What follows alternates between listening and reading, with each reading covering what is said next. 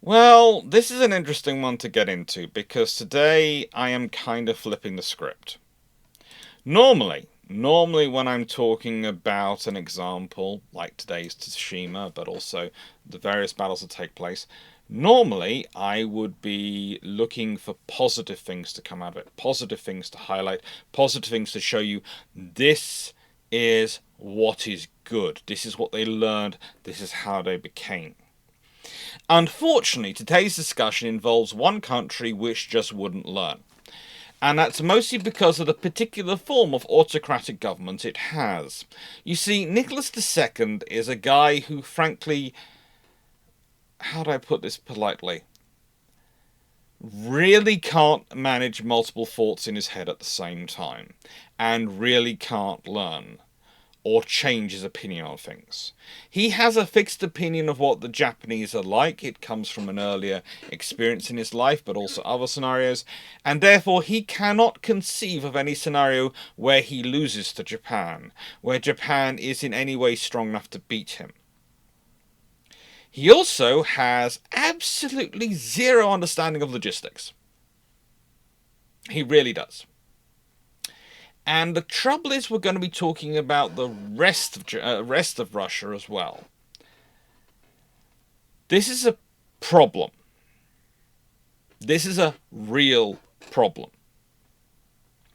This even comes out at the end of the war, in that he doesn't want to concede anything to the Japanese because he doesn't believe they really lost. He cannot believe that they lost to the Japanese because how could they? The Japanese are small, effeminate, weak men. His words, not mine. His words, not mine.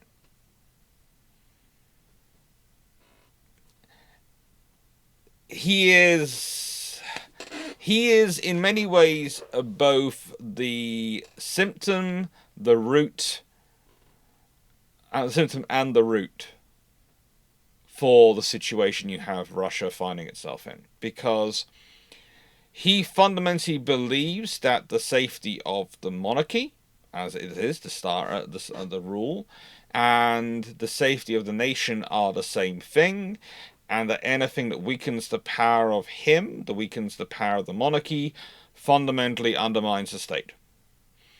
He cannot conceive of any scenario, and he is often quite rude about the scenario, of the constitutional monarchies, even as constitutional monarchy as the German Empire has become. And let's be honest, that is not a constitutional monarchy. He even thinks that is too diluted, let alone Britain. Let alone Britain. As far as he's concerned, they have destroyed themselves and the nations will soon fall because of automatic weakness.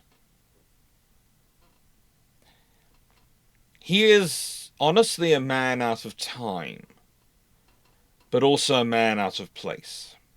This is what happens to him after the war. He's forced to open the Duma, to have politics take place of a sort, incredibly limited. And even then, he tries to limit it so much. He tries to weaken it and base it so much, to water it down so much, him and his advisors, that honestly it just becomes, rather than a lid on problems, honestly, it becomes the ignition of the problems. It becomes, well, the detonation cord of what is going to happen to Russia.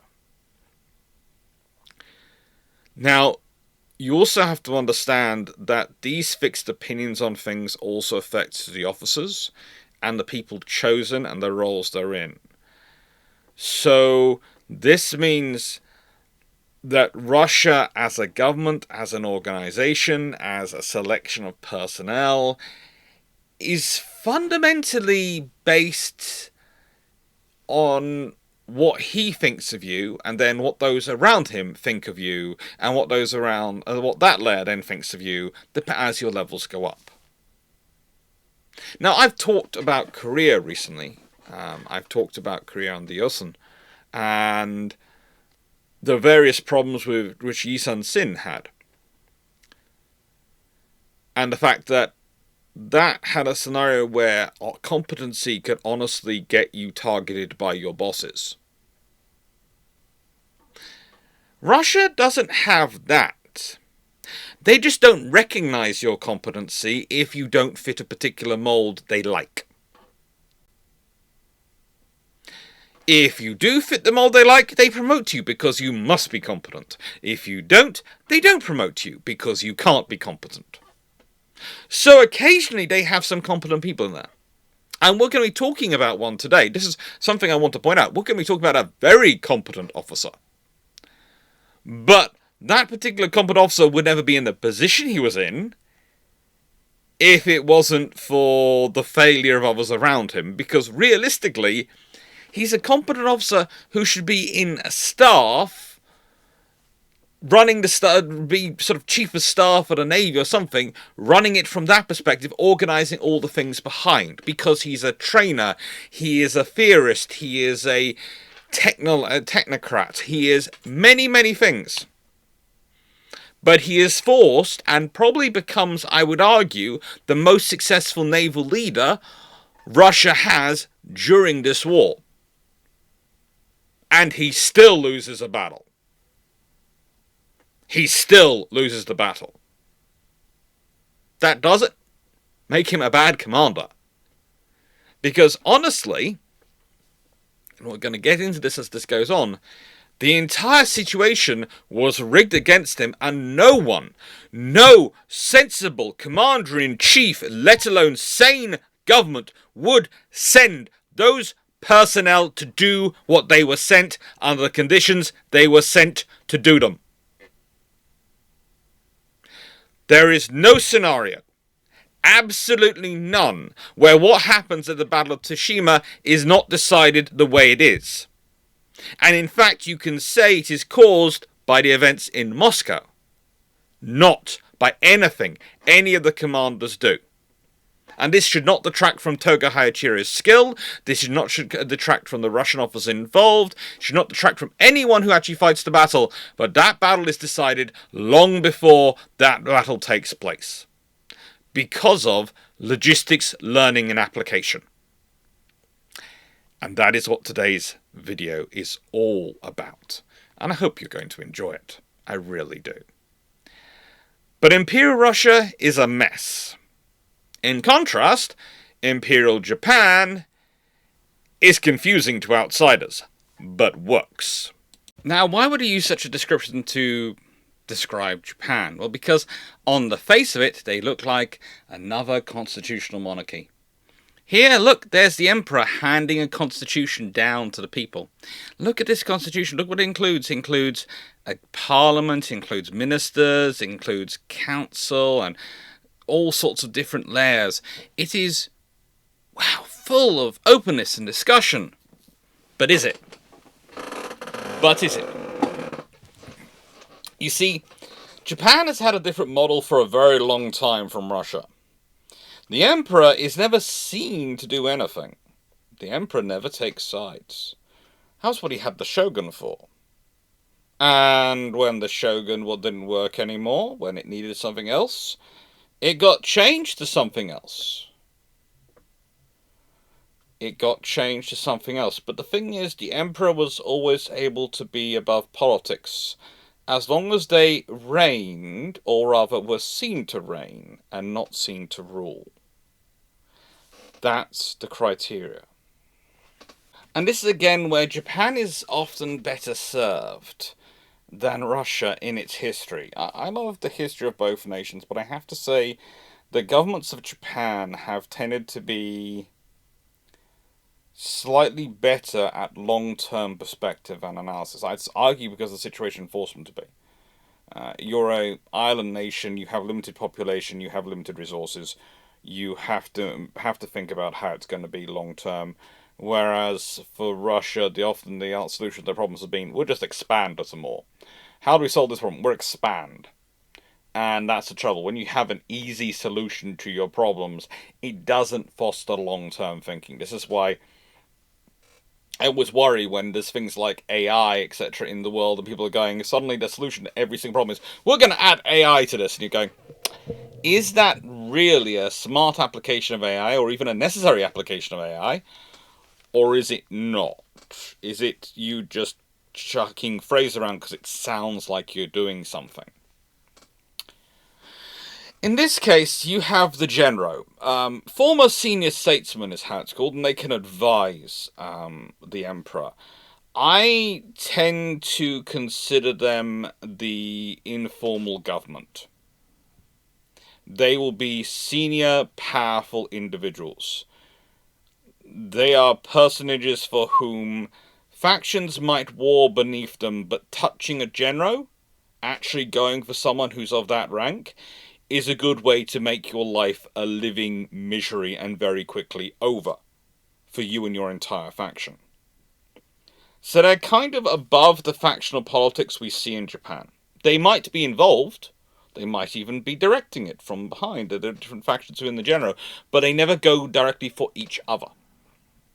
And usually the trick to working out if someone is a Genro, whether they are officially declared one or an unofficial one, is how they manage to survive in society. I have to say the example I tend to use for this is Mitsumasa Yonai, who's later than this period, because he is a very senior official, yet he is quite famous for A, eschewing a bodyguard, and B, wandering around completely happily on his own, getting trains and trams and all those things, enjoying himself, and yet everyone time there's a rebellion and there's issue, he just, if it's affecting him directly, he goes, stop this, and they stop it. He doesn't need guards. That is a scary person. In a society where everyone seems to be on the table for being taken out, if you disagree with them, if there are people you can't take out, those are the people you have to be worried about. I would also say that in this period, Japan is not quite as suffering from the issues it's going to suffer in the 1920s and 30s. It's got the starting point of it, but it's not got there. And in many ways, the successes in the Russo-Japanese War are going to accelerate those and cause those, because they humble the great power. But as we've already discussed, Russia isn't really a great power because its government consistently doesn't actually think things through. The governments don't need to necessarily be perfect, but they do need to have at least a modicum of understanding of the situation they're in for them to actually work.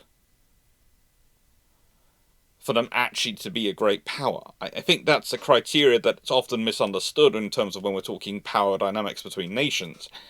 A nation might be smaller and theoretically have less resources, less people than another nation, but it can be a more powerful nation because its government is actually an effective government in terms of knowing what's going on, knowing how to manage its people, and knowing how to what its real capabilities and abilities are. That can be the difference. And in this scenario, what you have in Japan is a far more accurate reporting of information. It might be behind the scenes, but the thing is, you'll notice there are multiple layers of information going up, and there are multiple layers of information going down. There is a lot of information flowing. And these are all the ones acknowledged within the Constitution. There are then other ones on this. One of the beautiful things about Japan, beautiful I would argue, is Japan is, as a culture, is all about the flow of information. You have your public face, your private face, and your personal face. The personal face is the face only you see, what you keep within you. The private face is what you only show to those you trust. The public face is what you appear to be. And everyone understands this. Everyone works with this. And in many regards, this constitution is that in constitutional form. And in this period, it's at its zenith of working, because they as a nation have been galvanized by their experience. Now, I know sometimes I get this wrong because I say Oliver rather than Matthew, but it's Matthew Perry, and his black ships cannot be underrepresented, cannot be under portrayed as being a catalyst for a lot of this. The fact is, Japan had been going on quite happily. It had its view of the world. They were happily learning Dutch because Dutch were the people they talked to, so they must be the language of international relations must be Dutch, so therefore they were learning Dutch and they were prepared for a future where they might have to deal with other people. They had all sorts of things going on, developments going on, and they had some informal contacts going on, but they were happy in their own world. At least the ruling classes were. Things were stable, of a sort. And then everything got changed. And the people coming in not only were looking at potentially exporting goods to them, but were honestly looking at them going, well, shall we conquer them? Shall we convert them to our religion? Shall we culturally dominate them? What do we do with this power? And Japan had decided itself it was not going to be any of those things. It was going to grow itself. And they put a lot of resources into it. And this constitution, this organization is part of that. It's recognizing the different factions, the different groups involved, the different powers. One of the interesting things to me when looking at the Japan, and this is a difference from Russia, is the changing contents of the House of Peers. Yes, you have the House of Representatives. Yes, they are technically voted for by people. But the House of Peers, that's an interesting group. It is. Its membership doesn't stay as simple as you might presume just from its title. It's kind of like not quite the same as the modern House of Lords in the UK, but it is very much something which can be modified to reflect changing capabilities and power and influence and knowledge. And you also, of course, have the Privy Council, of which there can be consultation with them. Again, you'll often find some genro smattered around all these areas. There'll be the public-facing genro, because the genro, the older senior statesmen, some of them might be public-facing, some of them might be private-facing. They might be the public face of the emperor.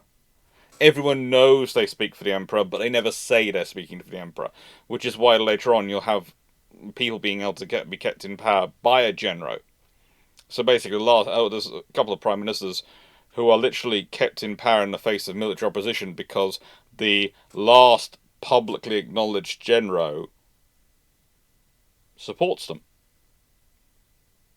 And no one wants to argue with them because they know, whilst it's the genro who's speaking, he's the acknowledged mouthpiece of the emperor. But it's the... how do I put this politely? It's the widely acknowledged, unofficial, officially unofficial or unofficially official mouthpiece of the emperor. The emperor can't say, because that's getting involved in politics and that's ruling. The emperor reigns. But this person, who you all know is my incredibly trusted advisor, acknowledged as my senior advisor, someone whose counsel I consider the words to be almost of a teacher to me, which is a very big thing, is saying this.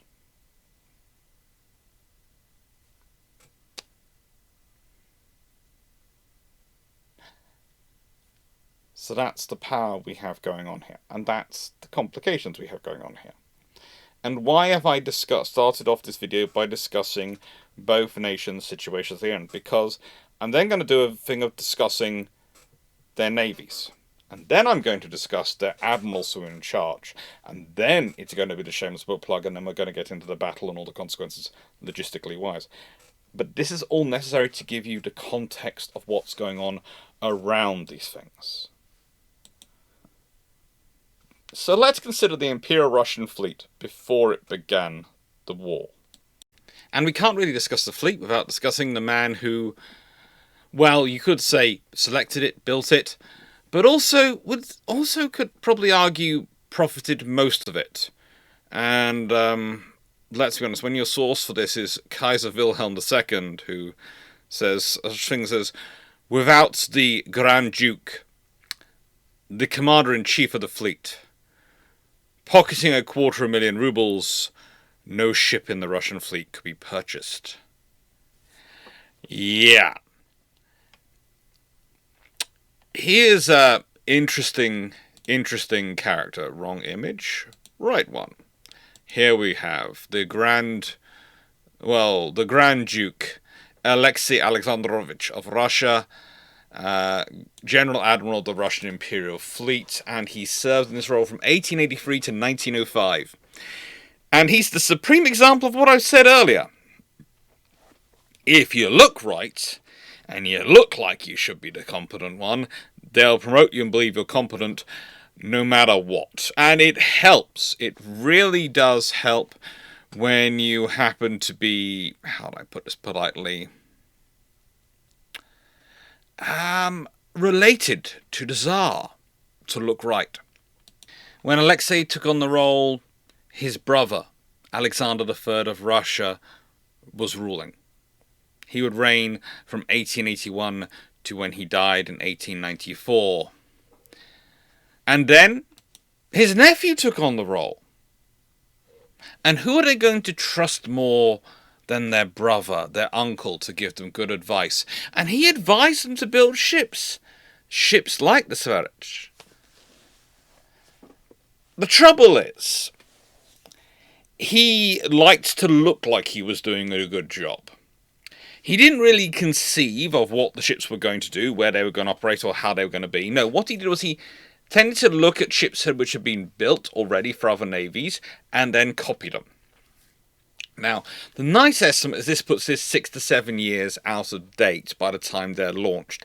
And that's a nice estimate, because realistically, a ship, the moment the first of the class is laid down, it starts to clock ticking on, this is now going to be old technology. And this is often why navies, especially in subsequent batches, there might be modifications. There'll be changes. There'll be evolutions. And you might often be asking engineers and weapons manufacturers and all sort of firms exactly what could be possible. What can they do? What can they do? What could be achieved? Alexei doesn't do any of this. And it hurts me so hard to say this. As a fellow Alex, it hurts me so hard to say, much to say this. He's useless. He is definitely committed to the Navy, and he definitely loves the Navy, but he doesn't really think of the Navy as something which is going to be used for a war, it seems. The sheer amount of money. There's an argument that half the naval budget was disappearing. In fact, there is an actual quote that half the budget disappeared and no ships have been built. And that doesn't really surprise anyone who knows him, because he was a great patron of the arts, particularly certain ballerinas, but also daughters of poets.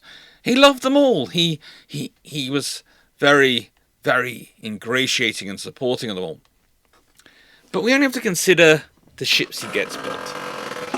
The ships he does build. And you have to look at them. The Persepctive class, the Borodino class, the Petrovsk class, and Navarin class, for examples. And all of them are so radically different. The thing is, on paper, they are good ships. But do they fit the Russian strategic needs? Could anything fit the Russian strategic needs? Having de facto 3 separate fleets, especially after they managed to force Japan to cede Port Arthur to them. Or rather, Free powers gang up on Japan and China to say, no, rewrite the consequences of the Sino-Japanese War. You pay more money now to Japan, and they don't get Port Arthur. We get Port Arthur. Russia gets Port Arthur. And they finally get their warm water port in the Pacific. And now we're going to send a fleet out there. Now we're going to send a fleet out there.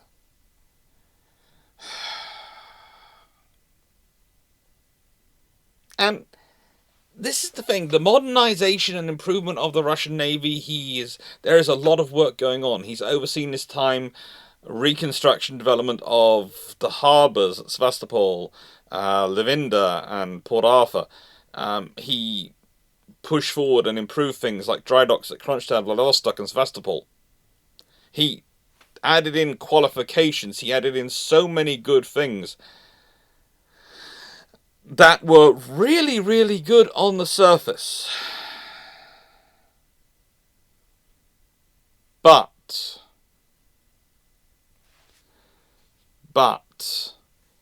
he doesn't do strategic planning. He does not. There is no strategic planning going on in the Russian forces at this point at all. And because they have no concept, therefore, of what they're going to be used for, they have no guidelines for their procurement. And that is what leads to that mess of ships.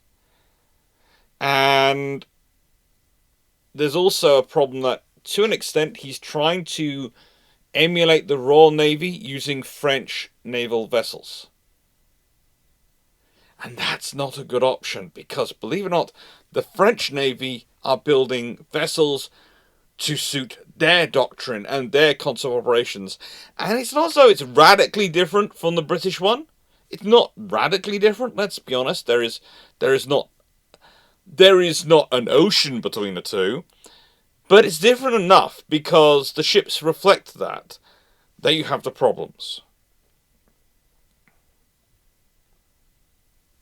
And this is the issue. This is realistically the issue.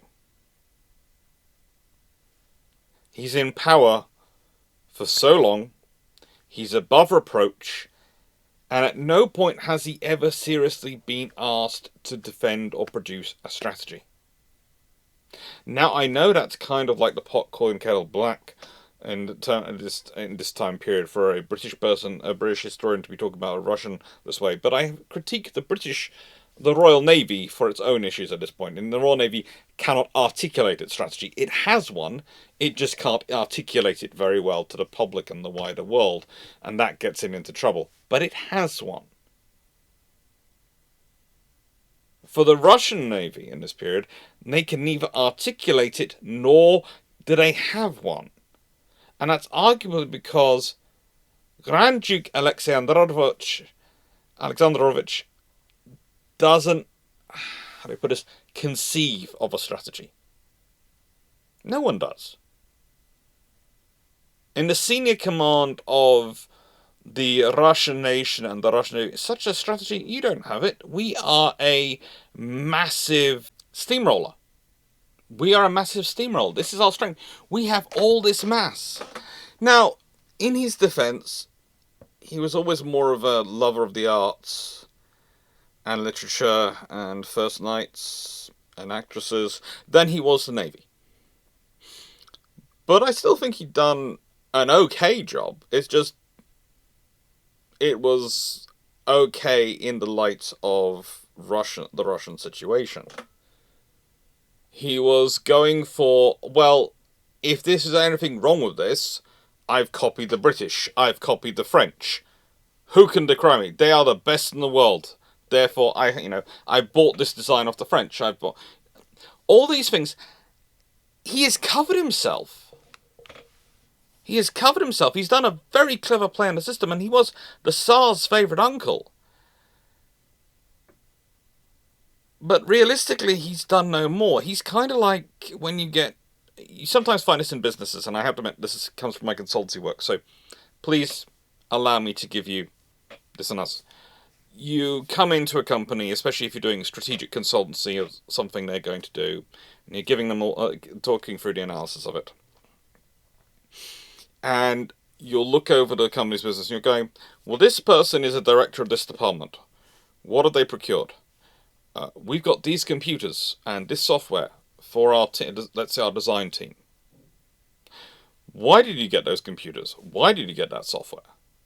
Well, that's what these people are using and these people are using. But those companies are designing, and I'm trying not to give details, let's say the companies you're aping are very good companies, but they are designing buildings. You are designing interiors. There is different software. The computers are probably fine, but there is different, better software for that. But these big companies use it. They are the leaders in their field. They are, but they have a different mission set than you do.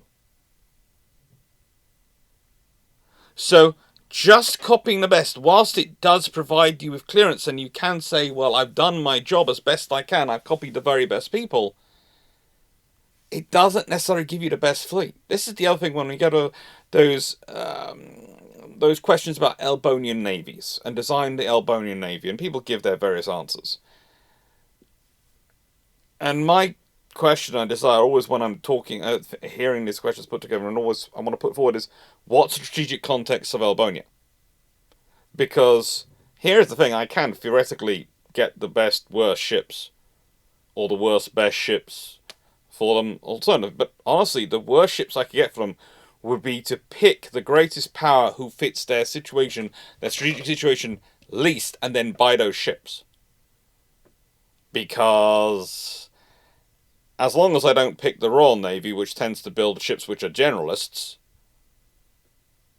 I can probably muck them up. By just doing that. And this is the trouble. He's built a lot of ships that have copied British ideas, although sometimes incredibly loosely. It does become useless, though, because sometimes it's using French-trained naval architects who want to follow French ideas to copy British ideas, and he's trying to build it to a British philosophy of naval warfare with French systems, and the whole thing comes out as a mess when you look at the thing working together as one unit. And this is the problem for Russia in this period. It doesn't have a clear vision of what it wants to be. And that's the complete opposite to what you find when you're looking at the Japanese Navy. So if we get rid of this one, and we skip on to the Imperial Japanese Navy, the Dai Nippon Tekyo Kaigun. And by the way, the Russian Navy, I should have said this out, is the Rossiyski Imperialsky Flot. Rossiyski Imperialsky Flot. Dai Nippon Tekyo Kaigun. Mispronouncing both probably, but I'm trying. They, in contrast, had a very strict strategic plan. Remember, it comes back to they do not want to be taken over. They do not want to be dominated. They know they cannot afford the same battle fleet as everyone else. So they've gone for 6 battleships, which are slightly improved versions of what the Royal Navy has, realistically, but improved in ways which mean they better fit the Japanese needs. Because the Japanese are only building 6, the British are building 46. That's the scenario they're dealing with. So they want to give each one a slight edge on what its likely competitors could be, so because they're only going to have 6 of them. But they also have 6 armoured cruisers, which are designed specifically to fill the cruiser role, but also be big enough, powerful enough, and armoured enough that they can stand against battleships. Why? Because this fleet is designed with the idea of, if you're going to come for us, you're not going to bring 6 battleships to fight us. You're going to have to bring more than 6. Because you're going to want to be able to overmatch against our 6, because they're each going to be individually very good ships and act operating as a group. So if we're going to defend us, we're going to make sure you think you're going to have to bring at least 8 battleships to defeat our battle fleet. And then it's going to be fact in your head going to be going, well, hang on, what happens if those 2 battleships get held up fighting those armoured cruisers? Then that could turn into overmatch. So ultimately, to fight us, you're going to want to bring 14 to 16 battleships to be sure of victory. 14 to 16 battleships to be sure of victory is what you're going to have to bring to fight us. Now, with the reality of ongoing wars and these sort of things, maybe you're going to think, maybe we might be worn down, but you're still going to have to bring a hefty amount of overmatch to be able to match in versus us. That's what the Japanese are banking on. That's what the Japanese are building on. And it's later going to be a cornerstone of their 8-8 fleet and other formations they're building. They're always thinking on the grounds of, what can we do to make ourselves a big enough lump that we're not going to be easily digested, that you're going to have to bring a large amount of force. It's deterrence, but it's very different to the Juno Cole strategy and the Risk Fleet strategy. It's a very sensible form of deterrence in some regards, because it's all based around, let's build our strength to the level at which, if you want to fight us, you have to be prepared to risk it all to come and fight us. Otherwise, we're just not worth it. And arguably, we're not worth it anyway, because we're at the other side of the world. We're in the Pacific, and the major powers who could send this sort of fleet are the European powers. And do the British need to want to do that to Japan? Probably not. We ally with them instead. Do the French? Possibly. Possibly. And the really scary scenario for the Russo-Japanese War would, of course, been a Franco-Russian fleet coming out to fight the Japanese and being able to use French bases in the South China Sea to properly succor themselves and support themselves. But as the Russians soon worked out, the French had realized the text of the Anglo-Japanese treaty, which is, if you find yourself fighting two powers, then we come in. If either one of them found themselves fighting two or more powers, then they would come in, which is why the Japanese joined World War I, but the British didn't join the Russo-Japanese War. If the French had joined the Russo-Japanese War, the British would have joined it. Would have been a very interesting scenario, but that probably means the Russian Pacific Squadron doesn't get, the second of her Pacific Squadrons never get anywhere near the Pacific. And possibly worse for the French Navy, but we'll leave that to one side. The Japanese do have a very, very strong strategic doctrine, which is local area dominance. They want to be very strong and very powerful in their own area. That means the East China Sea, that means to an extent the South China Sea, and it means the Western Pacific. They want to have a presence and capability in that area. They build their ships and their infrastructure to support that. Whereas the Russians are trying to turn Port Arthur, which is at the end of a very long, very exposed railway line, from all their infrastructure and all their industry into something. The Japanese are building up their infrastructure, which is already connected to everything it needs to support it. They're in that area. And they're not expecting and not even considering trying to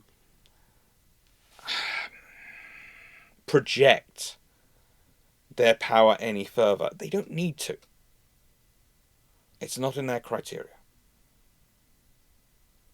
And there are some very solid reasons for why this is going about. And I'll be getting into the Japanese doctrine and its development as this video goes on a bit. But I would also say that a video came out this year on the 18th of March, 2025 that is, titled Leading the Japanese 1890 66 Fleet Plan. And that has full details of all that analysis and all their planning and their strategy. And it does it in 90 minutes. So that's a lot more time than I can devote to it today. But I'm still going to cover it a bit. This leads us to the official leadership, because you have to remember the Grand Admiral was not officially supposed to be in charge of everything. He just was in charge of everything. The official leadership of the Russian Navy is slightly different. So I should admit there's one officer here who I've kept umming and ahhing over whether or not to include. One officer who I've kept wondering whether I should include or not, and that's the officer at the top above my finger. Oscar Stark. Oscar Ludwig Stark, who was a noted explorer. He was a Finnish-Swedish admiral in the Imperial Russian Navy, and he was a very, very capable officer. Unfortunately, when the Russo-Japanese War takes place, he's been in command of the Russian Pacific Fleet, technically, since February 1902. When the Japanese launched their preemptive strike on the fleet anchored at Port Arthur, which initiates the Battle of Port Arthur, of course, well, he was holding a birthday party for his wife on his flagship, the Petropavlovsk.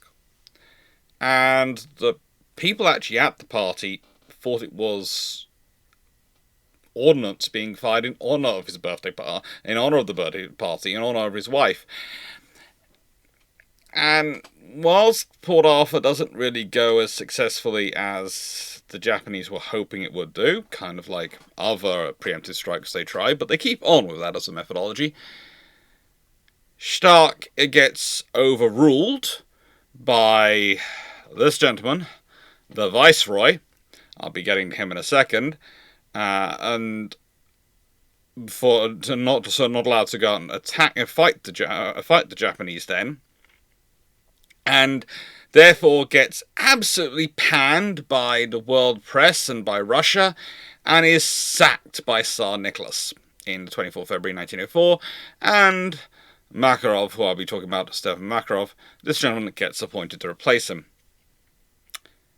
And then he's sent back to a staff assignment at the Russian Black Sea Fleet. But he's basically the scapegoat thereafter for Port Arthur. And really he shouldn't be, because he's there in command of the fleet. All the defences, answer to this guy. The Strategic High Command, answer to this guy. But before we get on to Yevgeny Ivanich Alexiev, before we get on to the Viceroy and commander of all forces in the Pacific, both land and sea, and Eastern Theatre. Yeah, and that particular can of worms of favoritism from the Tsar and, well, an officer which I might have mentioned a little bit earlier. Yeah, the Alexei Alexandrovich curse is starting to hit. Their beloved friend.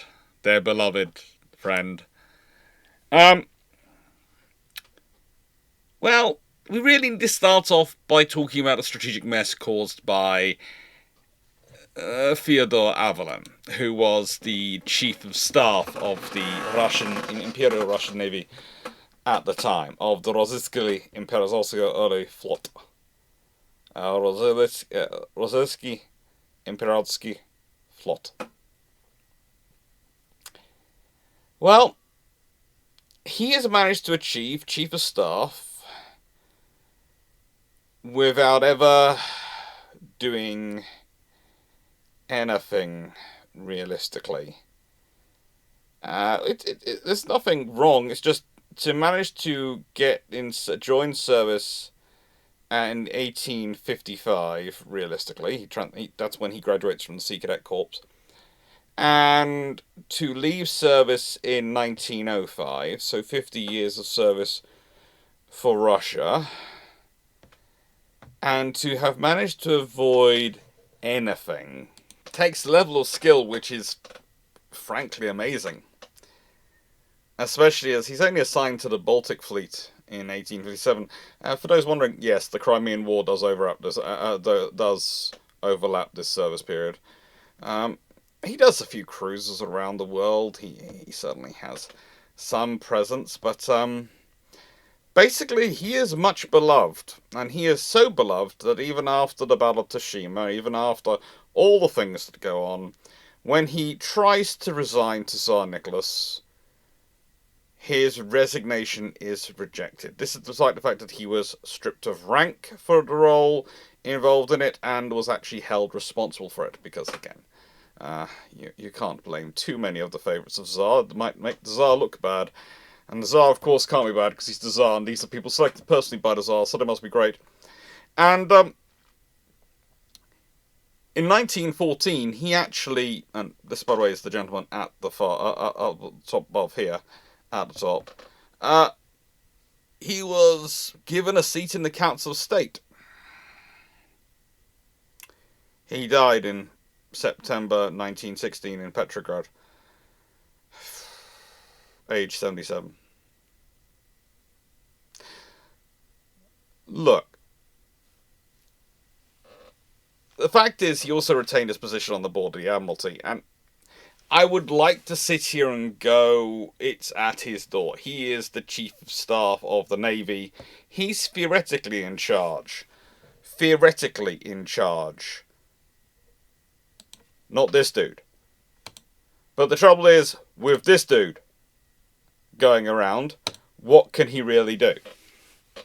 He basically deals with the admin. He basically tries to admin things and tries to organise things. But again, when your actual commander, the one who has the Tsar's ear most closely, doesn't have a strategic brain in his body and isn't doing a strategic analysis of what the fleet needs to be, then, and he's not going to select people who are going to argue back with him for senior positions.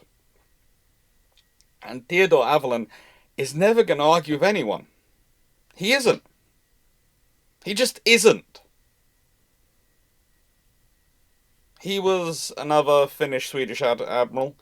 In terms of ethnicity, he was a capable sailor. He was never going to argue back. He was never going to argue, but ask, but why are we procuring this? What role does this do? And in fact, he is one of the ones, again, who I can sort of look at and go, well, he gets the blame. He gets the blame, like Oscar Stark.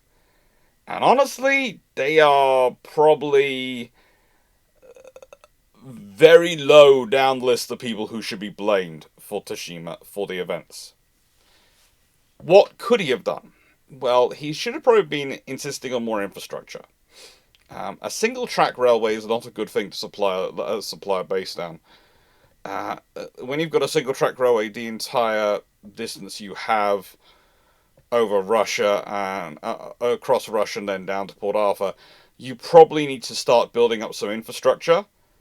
Probably somewhere further into Russia, but not that far up the track, so you can forward base supplies, or at least can have some resources and resource manufacture in the local area. Okay? We're talking about there should have been a theatre-level logistics facility somewhere. Now, he is one of the people who could argue for this.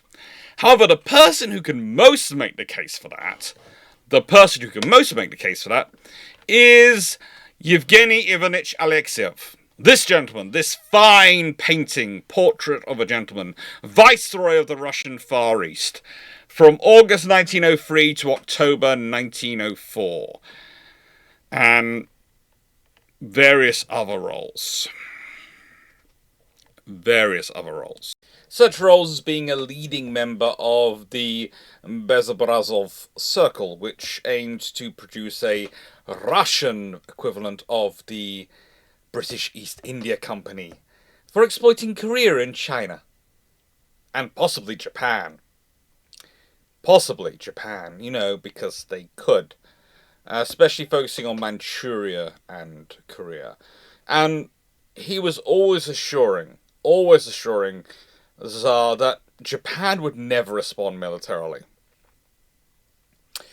Now, the fact is, he's a senior officer in the Far East. He's been commander of the Russian Pacific Fleet from 1899.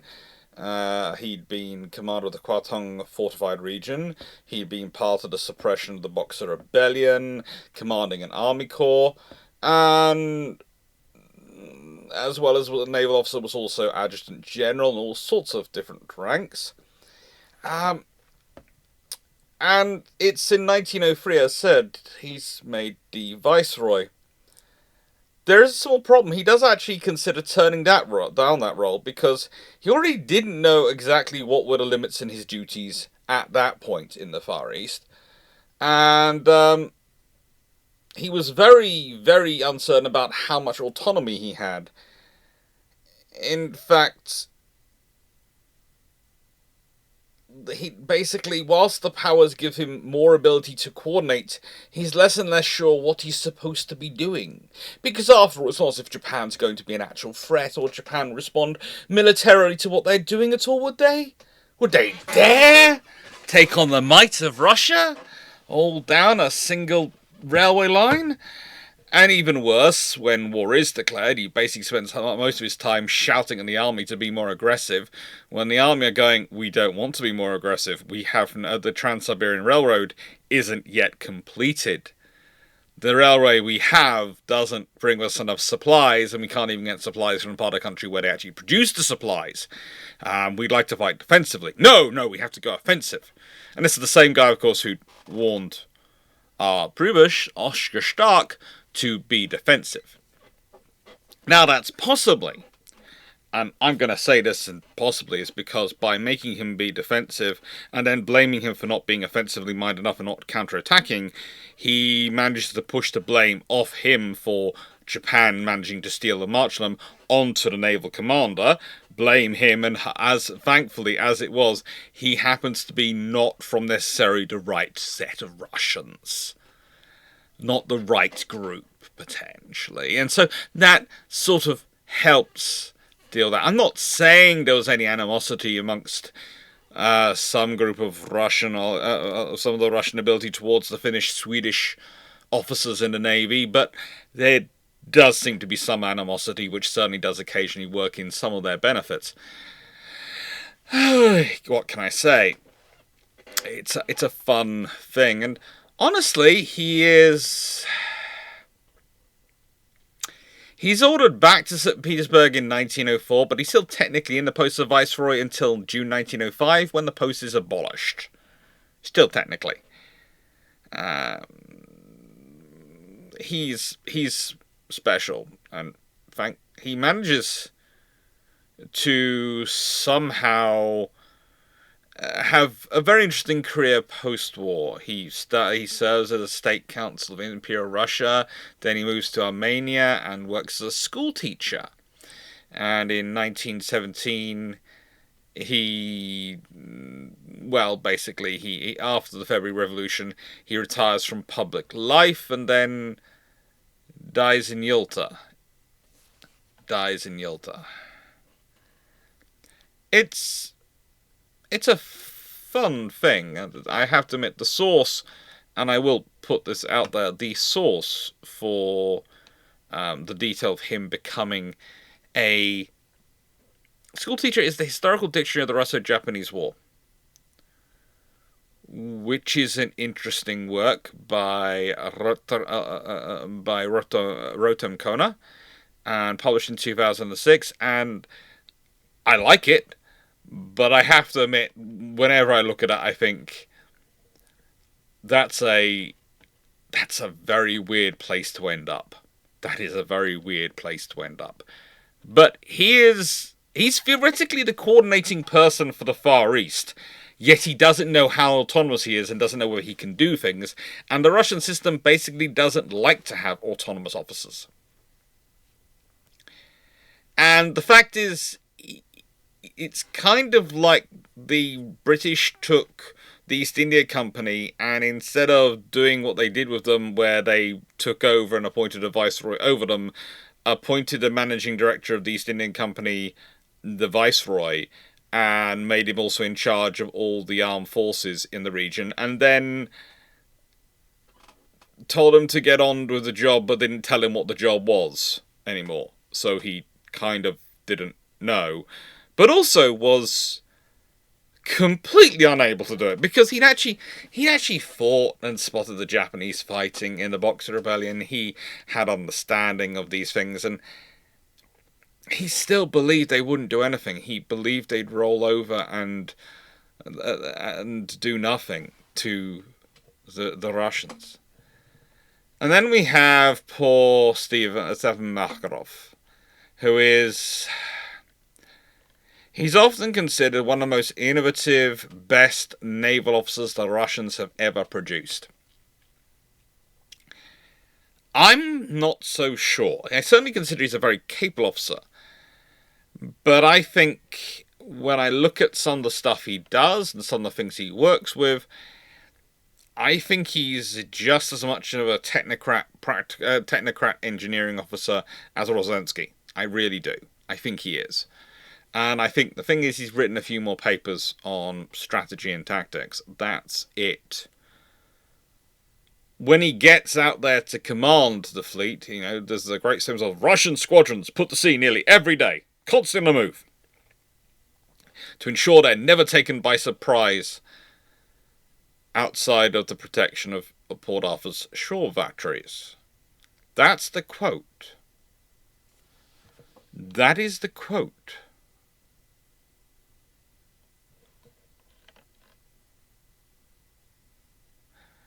And that quote comes from Captain R. Grant's Before Port Arthur and Destroyed, a personal diary of a Japanese naval officer. It's not wrong. If the fleet's patrolling, though, within the batteries of the shore batteries, they're in trouble. That's a fleet that's already lost control of its area.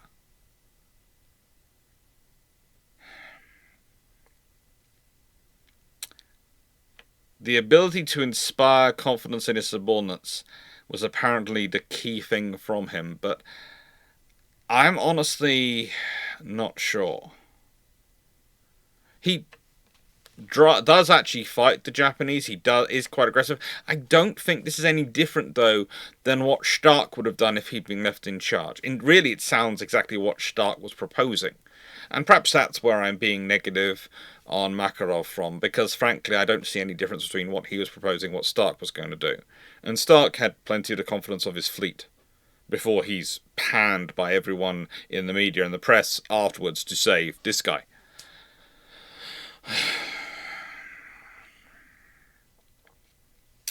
But the thing is,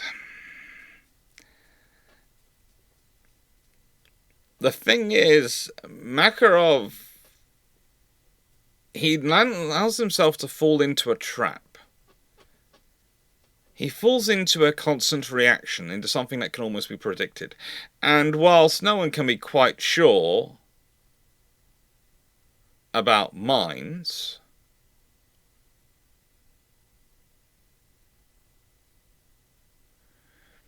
what he does do is he charges out to find in April, to find Togo Haichiro, the Japanese admiral in command, waiting with 6 battleships, 6 armored cruisers, the full 6-6 fleet plan, waiting for his force. The full Japanese fleet is there, and they are bigger than he is. And immediately Makarov, after charging out to fight this force through fog, decides, I'm going to turn around and head back.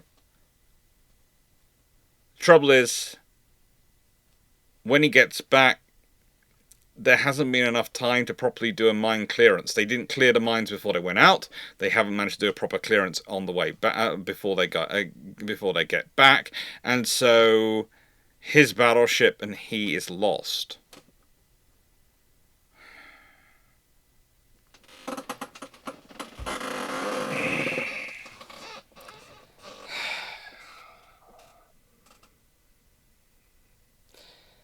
And the thing is, there are multiple options there. If you are a truly technocratic officer,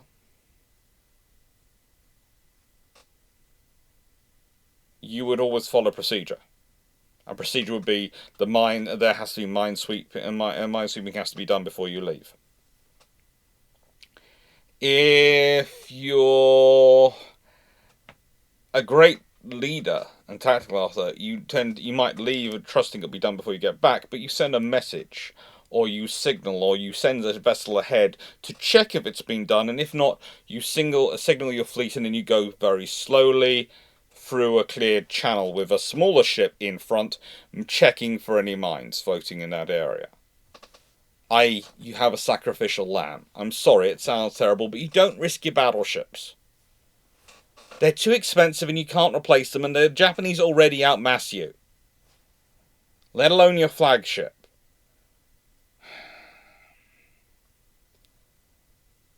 So this is the point. The way he goes, it's...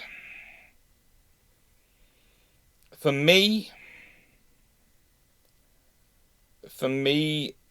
that doesn't add up to the things that they claim about him being so great. Again, I think he's a good officer. I just don't think he's a great officer, and I think a lot of the stuff is propaganda about him to try and salvage a naval hero in this mess, because they don't want to make a hero out of Logisitics. And Logisitics is an absolute frigating genius.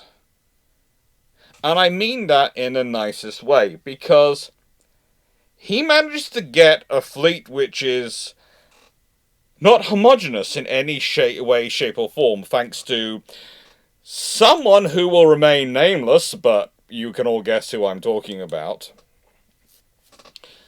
Around the world, with limited infrastructure support, limited logistical support, having to try and balance where he can actually go, and actually get it into a reasonable sense of fighting order and a reasonable fighting position, given the limitations he has on that fleet. The fact that that fleet is in no way at all capable of fighting the enemy it's been sent to do, because it's fundamentally not at the required strength to win that battle, let alone at the required strength of succor and support to win that battle, because due to their logistical issues, they have to go up the most predictable, shortest route to get to where they need to go to get any support in the Far East, because by the time they get there, Port Arthur has well and truly fallen. So the nearest base is Vladivostok, that they can actually get to and actually sort of sustain a fleet from. It's not sensible. It's not what should be going on. It's not what should be being done.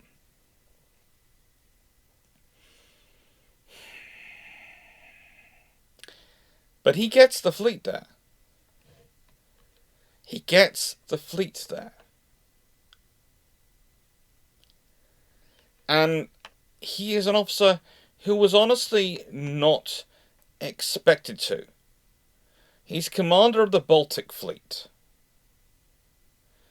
And honestly, he's commander of the Baltic Fleet because he's been in charge of the gunnery school, he's been doing various coastal operations, and because, honestly, they trust him to deal with the issues of diplomacy with the various navies in the Baltic. He can talk correctly to them. He can manage them.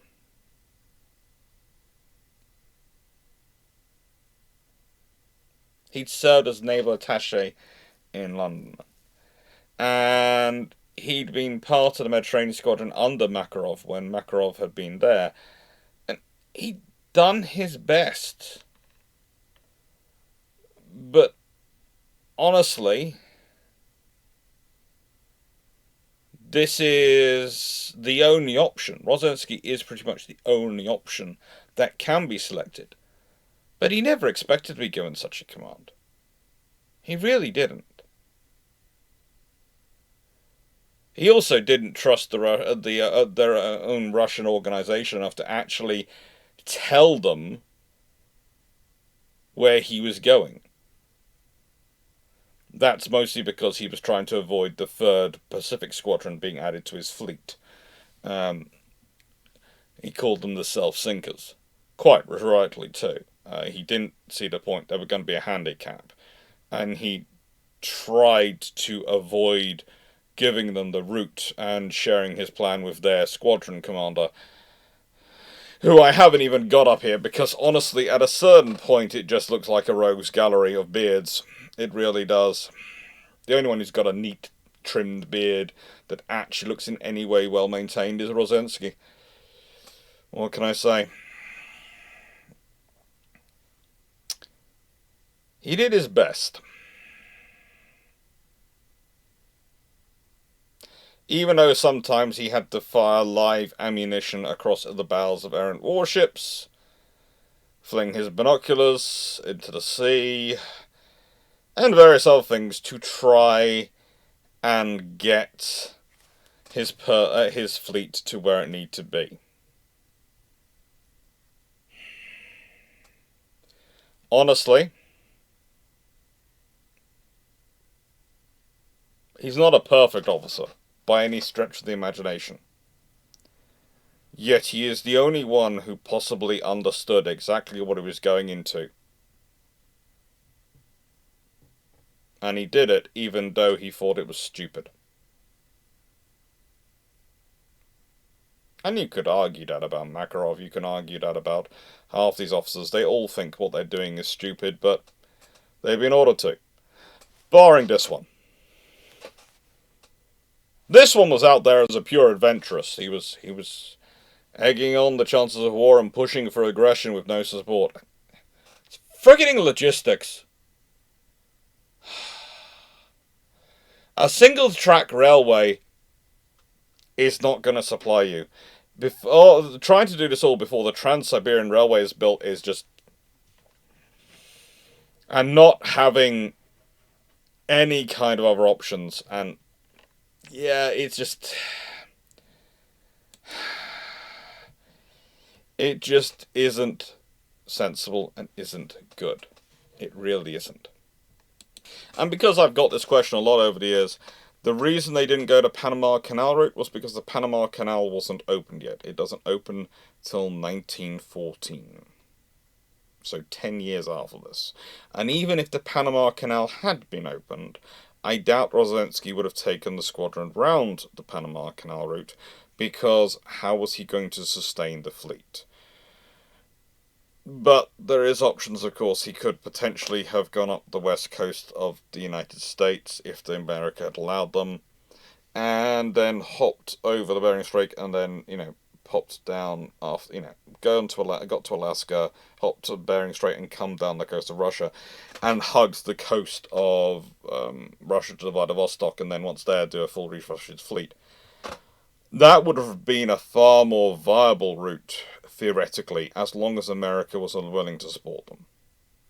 As long as America is willing to have them stop in their ports and refuel, that would have worked better.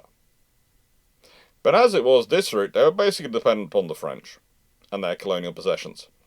And the trouble is, this was the point at which they found that the only people who perhaps were even more terrible at long-range logistics than them were the French. There is a reason why the British Empire was as powerful as it was in the world at this point, and that's mostly because it controlled the world's coal supply, and it did this by actually investing in infrastructure. It's an amazing little-known trick, but it works.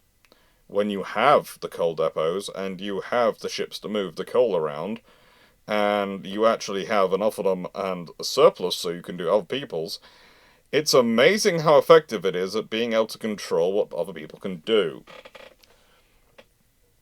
And to an extent, the British do set the pace of the Russian advance by, to an extent, meddling a little bit with the coal supply. Not that it would help them. There are people who speed up the Russians getting out there and go, well, what if all the coal and everything works out perfectly to get out there more quickly? They do, but that's less time for Rozensky to get his brand new ships and his crews to actually be able to work together, let alone his fleet to actually organise itself. It doesn't really help them if they get out earlier. You might also notice that the first difference when we start talking about leadership of the Dai-Nippon Teiku Keigan, Dai-Nippon Teikoku Kaigan, is that there are only 3 up there. There are 5 here, and an honorary 6th who keeps appearing. There are 3.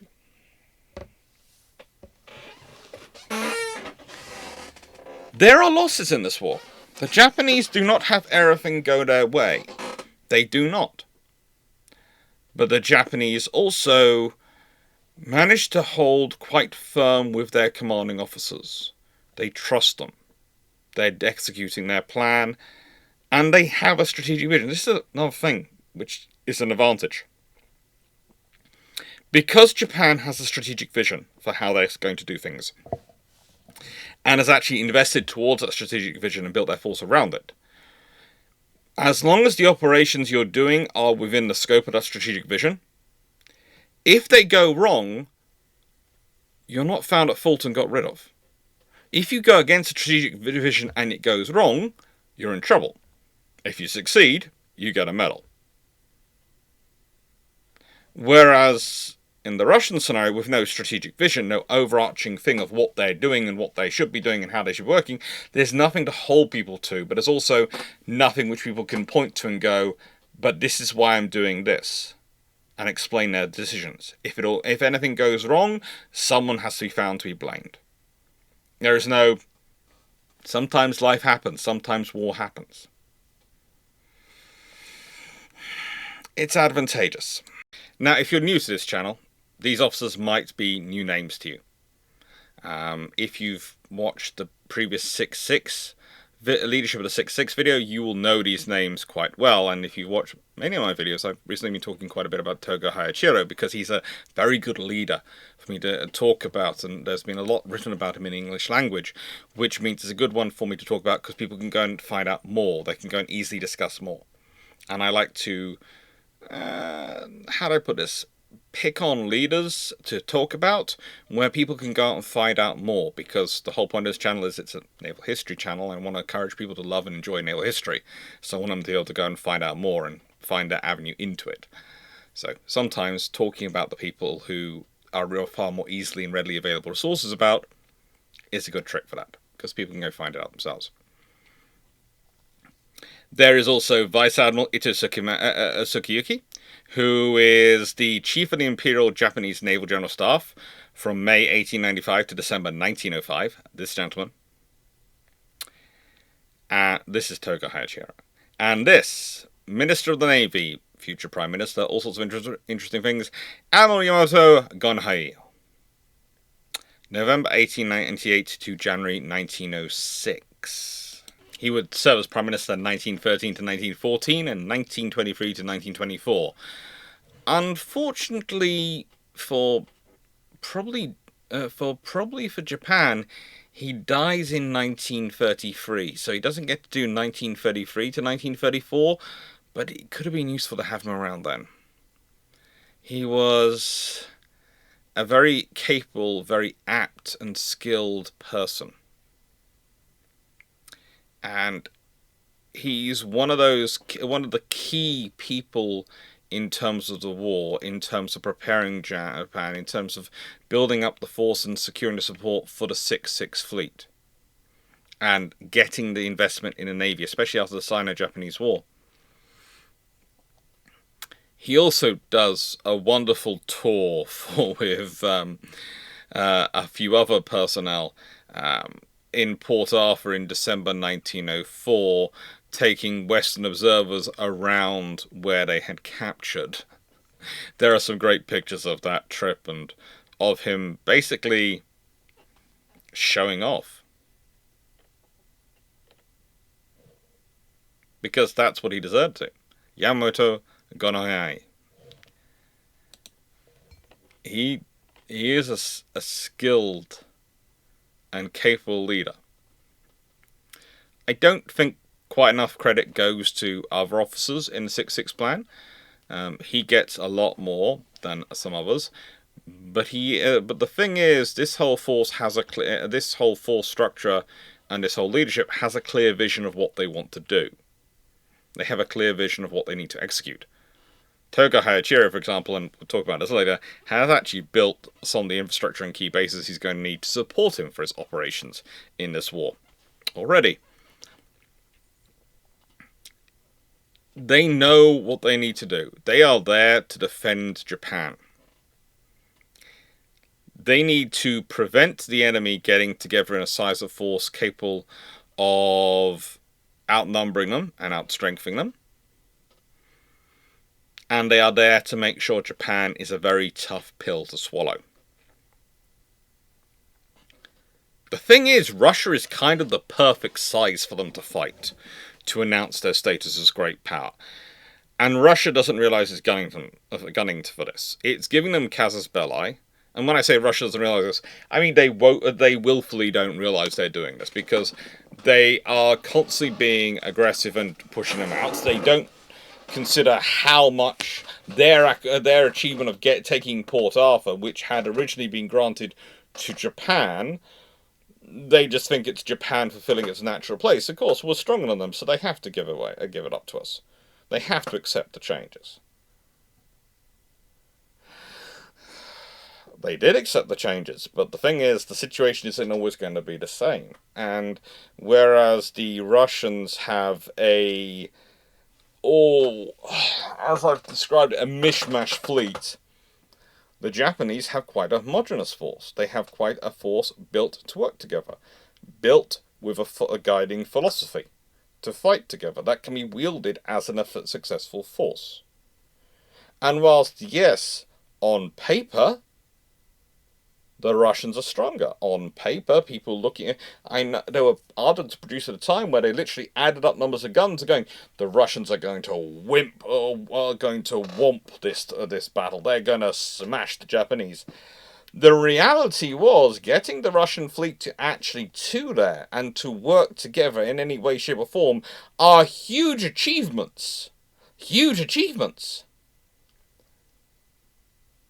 But it's kind of like you've managed to make a car of matchsticks work. It's great. It's an amazing achievement. We're all hugely impressed. You've got a car made of matchsticks to drive on the road and work well. Great. However, your opponent is an equally skilled, if not superiorly skilled admiral, who's got a car that's actually made of metal. And oh, by the way, the match you're in is Demolition Derby.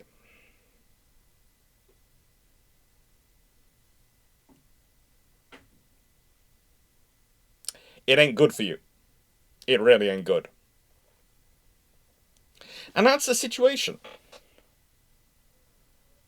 The Japanese fleet is this solid fighting force with solid logistics, but bases with dry docks and warehouses and storage keys and all the things they need to supply them and rapidly and make sure they have access to ammunition and food, and they're being well trained and not having to spend months trying to trudge around the world, wearing their engine machinery out, etc.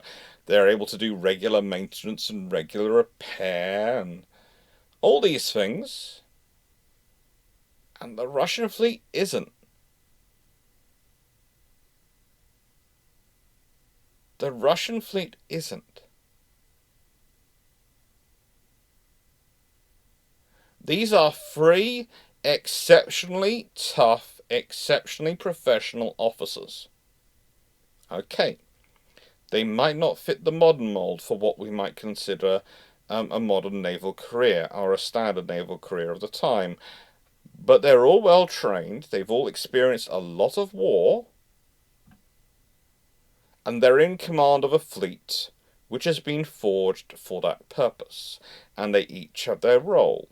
One is organising the bases, making sure the infrastructure, all the supplies are being organised and put forward, and all the fleets being trained up and funneled to someone who's in charge of it. One has fought for, made sure it's funded, got it, and procured it. And is making sure that politically they have the manoeuvre space that they can do what they need to do, and they're not getting their positions and decisions dictated by the other service, i.e. the army, or by other political elements within the government. So they can maneuver as they wish. They can be as aggressive as they wish.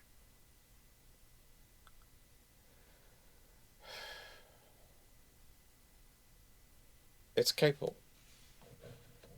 And that's its thing, really. Anyway, time for the shameless book plug before we get into the full battle. So, shameless book plug time. And this is a fun one, because today's a fun topic, but I've been wanting to do it properly. Today's a fun topic, but I've been wanting to do it properly. I realise I am trying to get this channel onto a level at which the videos are being recorded weeks in advance. At least they're trying to get a couple of weeks in advance. I just haven't got anywhere near that yet. I'm about 3 to 4 videos in advance in terms of writing, and I'm trying to push it up and work it through. I do apologise for the disruptions I've been having recently. I think it's the only way I can work around the internet issues and other things I've been having until realistically I can afford. And I know that's a weird phrase to say, but it is literally a case of there are budget items which need to be procured and there are things which need to be procured before it. So it's until I get down to the list where I have, as we all do, because we all do this with budgeting, because we're all budgeting these days. It's a case of, I have got this much money coming in a month, this needs to be paid for this month, so this item will have to wait till it gets there. Until I can get a load balancing router and actually get the system set up properly, we're going to have issues. And then that'll hopefully keep everything nice and stable. And eventually, British Telecom will upgrade us to full fat fibre, which is supposed to be happened by sometime over in the next 6 to 12 months. And then we'll be really, really well endowed with internet, because we'll have Starlink and full fat fibre. And then we'll never have any problems, and everything will upload in seconds and work perfectly. Yeah, if you don't believe that, then don't worry, I don't either. That's life, but no. And there are books coming and all these things, and everything's going to be sorted out soon. Everything's going to start moving soon. It's got to, but there's just been so much stuff to sort out. These last 5 years have been and are truly amazing in the sheer amount of things which happened thanks to your support and the channel's growth. And thank you. We've now at 15,000 subscribers, which was the target for so long. This year's target is 20,000, but, we'll see what happens. But now over 15,000 subscribers, and it's cool. When this goes live, the Patreon vote will still be very much live. I'm very certain. The Patreon vote is for August, and then September, October is going to be a combined vote. And then we'll start doing the votes, we'll be enough ahead that we'll start doing the votes November, December, etc. in one-offs. Again, but the reason I'm doing September and October as combined is because I'm going to run them as the Thursdays in those months are also going to be premieres, because we're hopefully going away to Japan in that period, and that's all going to be announced soon as well. All the details for that is going to be, and all the fundraising, all the things for that is going to be announced soon, and hopefully that's going to be when everything has been sorted out and has been finally delivered. And I've finally got everything sorted out. Everything's been sorted out for the previous ship-shape trips. It's all thanks to you. It's all thanks to your support. I've got this far. We're all this far in terms of ship-shape. Whether it's Drac, whether it's me, whether it's Garius, whether it's Fleet, or the Fleet of Oceans as he's called online, or whether it's Dr. Dan, whether it's Foxo, all the team, all of them, all the wonderful people we have who help out in shipshape, and all the people who help out below, whether any of the admins, Runon, of course, Cyclic, Paul, Leslie, Paul from Chicago. I have a lot of Pauls who are on my admin team. It's kind of Paul heavy. It's all thanks to all of them. all of them, all of the volunteers who help, all the people who watch the channel, all the people who support, subscribe, all the people who do the super chats and the memberships and the Patreon, all of you, this is all possible because of you. So thank you. But as I said, there are challenges which come with this, with doing this. There are challenges. But they're good challenges. They are really good challenges, and again, that's thanks to you. So, gonna take a sip of my own brew rather than my milk. Thank you. With that being said, the Battle of Tsushima. Now again, I've done 2 videos on this channel, the Battle of Tsushima, Fleets at War, and Toga Hayachiro, Victor of Tsushima and Japan's Nelson, which have discussed the battle and its length and details. But we're now looking at it from a logistics perspective and the way the fleets have managed to get in there. And so I'm going to go over the battle, but from that perspective, because that's what we're looking at today. You see, I would argue, and as I've put forward already at the beginning, but I'm trying to make a cogent argument towards, and I've been giving a lot of context, and now I'm in the point of actually making the argument, giving all the information around it, so you can understand all the actors and all the people, all the things I'm talking about. Hopefully, I've explained myself properly before we get into it. That this battle was decided not in Tsushima. It was decided long before Doha took place. Long before the ships left the pier side in St. Petersburg. It's decided years before. It's decided the moment they're sent. It's already been written in stone because of the realities of what they're facing. You see, if we could start to consider the fleet train which the Russians are bringing with them at the Battle of Tsushima, they have the Almaz, an armed yacht classified as a second-class cruiser, some transport merchant vessels, the Andia and the Atrus, a repair ship, the Kamchatka,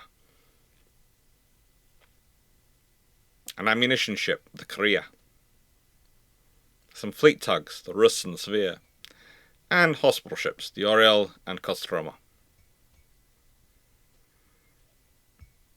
And honestly, there are several vessels in that group which Rozensky would have loved to leave behind.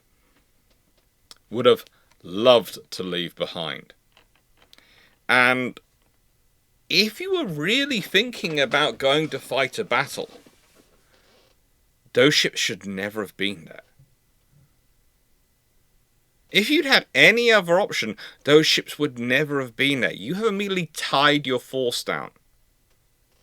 You have to protect these ships. And to make matters worse, the very best ships he has in his fleet, theoretically, on paper,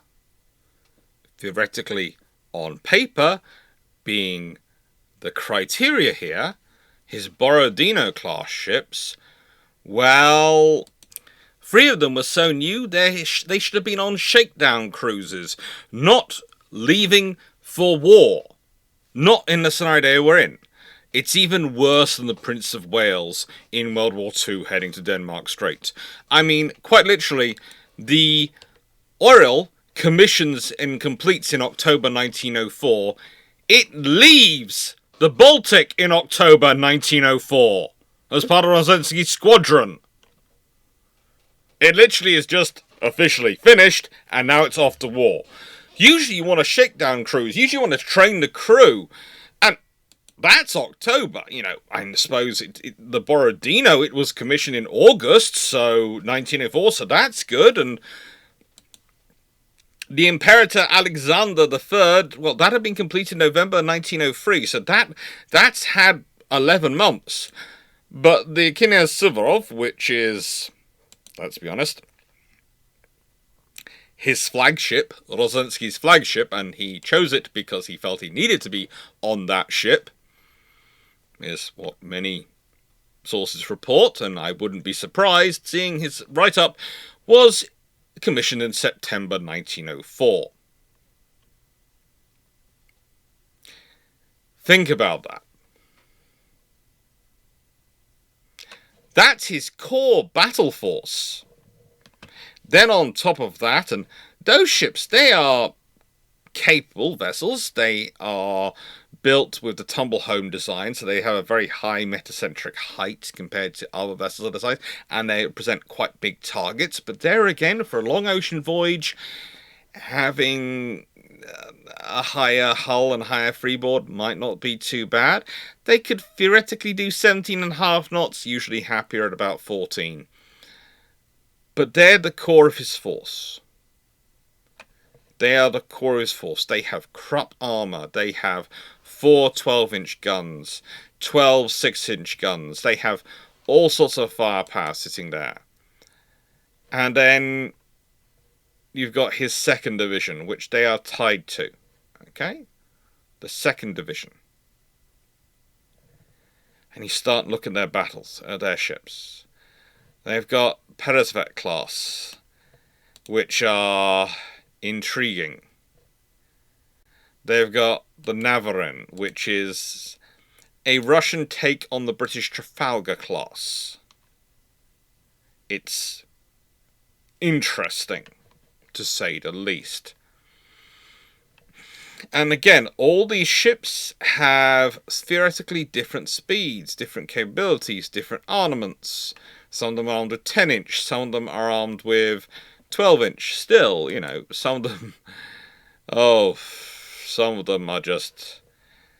There's the Imperator Nikolai, and if you want to look up what the Imperator Nikolai looks like, I would just say, imagine the Victoria and Camperdown, or rather the Victoria which collided with the Camperdown.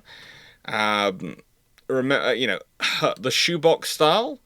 That is what the Nikolai looks like.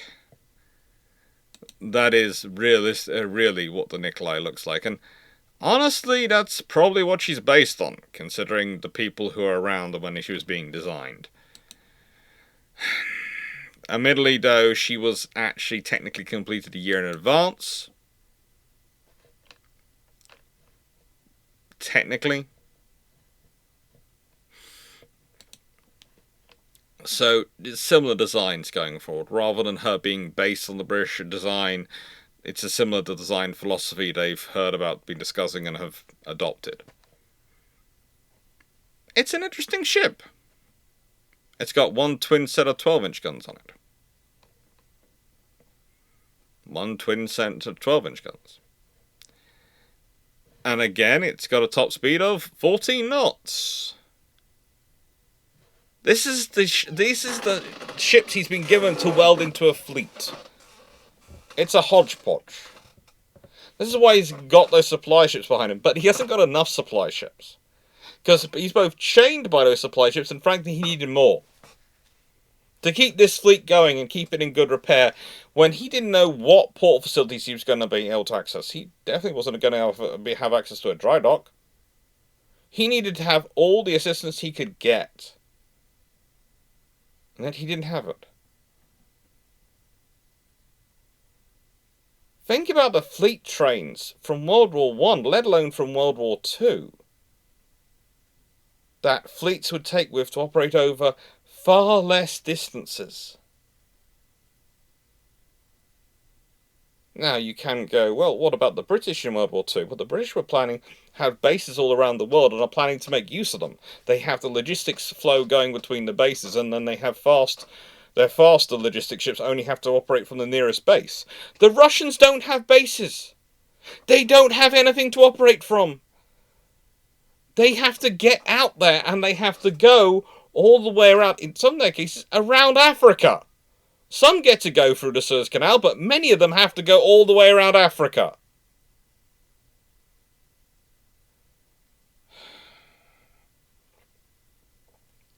The fact that the fleet gets there is amazing. And yes, there are stops on the way. There are, sensibly, stops on the way. And they needed them. They really did need them. And those figures I gave for speed, those are all if the ships were freshly cleaned hulls and running like new. They weren't by the time they got there.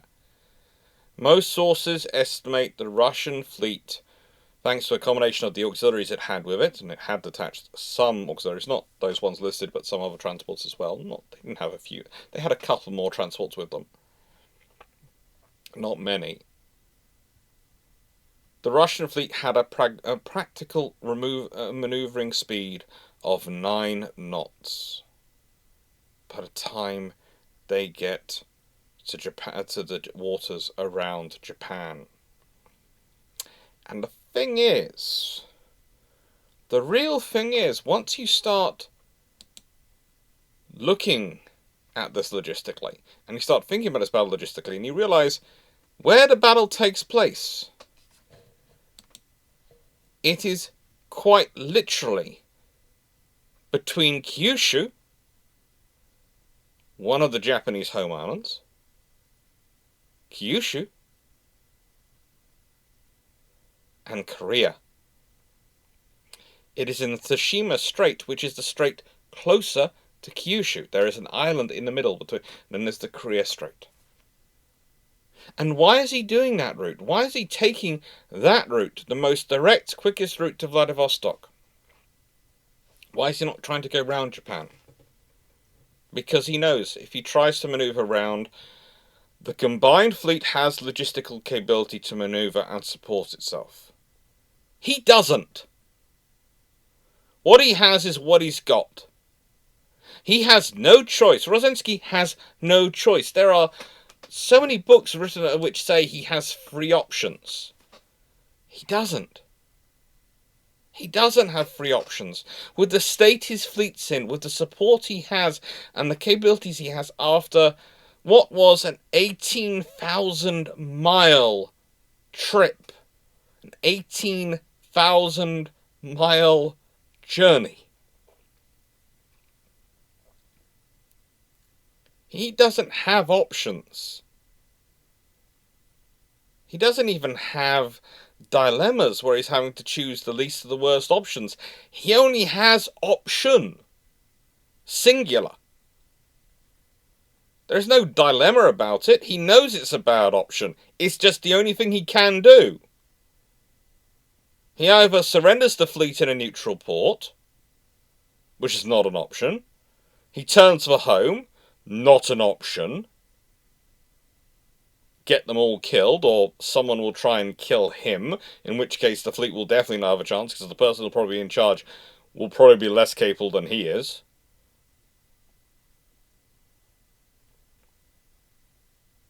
And then what happens? What happens? Or he goes on. He goes on where he's limited roughly 9 knots, and the Japanese force is standard moving speed seems to be about 15 knots. They have a 6-knot advantage. Again, something I've discussed on my channel many times is you need a 3-knot advantage to be able to dictate the flow of a battle and the distance of engagement.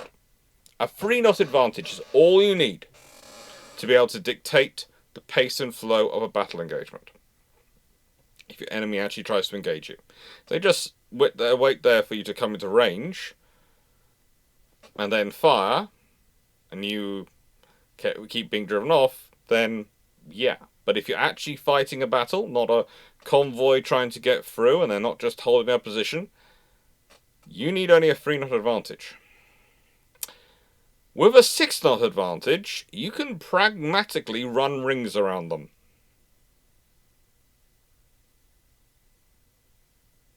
Honestly, the maneuvers which are pulled off by Toga Hayachiro are completely down to the fact that he logistically can do it. He can. He's got bases and support both sides of the strait. He's got all the support he needs. He's got bases he can pull into up and down the coast of Japan to refuel, rearm. He doesn't need to bring slow merchant ships with him. He has as many torpedo boats as he wants. Why would if he had them waiting in the North Sea? He doesn't need to lead them in the North Sea. They're all here, waiting for you now. Because he can support and sustain them here. When you look at the force structure, realistically, the force structure of the fleets in this battle, the Japanese officially have 4 battleships versus the Russian 8. The Russians have 3 coastal battleships. The Japanese have 29 cruisers of various level, many of them first-class cruisers. The Russians have 9 cruisers. The Japanese have 4 gunboats, 21 destroyers, 45 torpedo boats, and 22 auxiliary combat vessels. The Russians have 9 destroyers and 9 auxiliary vessels. In simple terms, the Russians are facing a full balanced fleet with all the basing and support and succor it could ever have and wish for, right in its home territory. And they don't have anything like what they need to support them. They have been worn out by a huge journey, which has required much support which they didn't have access to. They have been hampered by the addition of, and I haven't got into the worst ships they have been added onto them. There are some ships, frankly, sent out to this fleet that no one in their right mind would attach to a fleet going to war unless they really, really wanted to look like they were something, I don't know, special. And when I say special, I mean special as in, good Lord, why would you do that? I've already mentioned the Imperator Nikolai. There are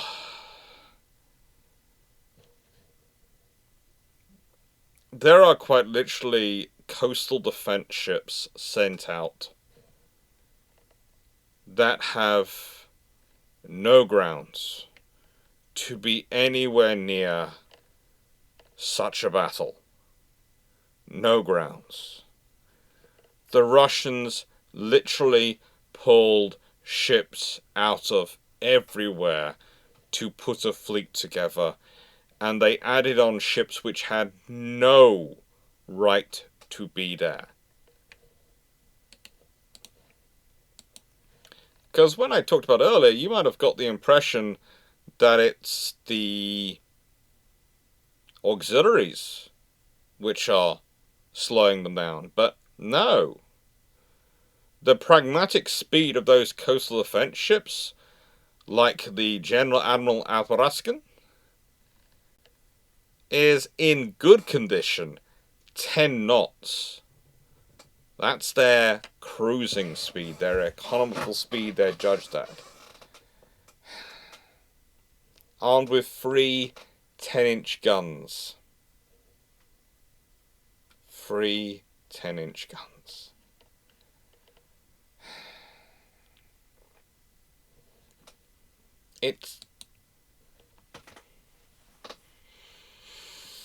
They are sent because various people, and I'm again not naming names, were trying to cover themselves.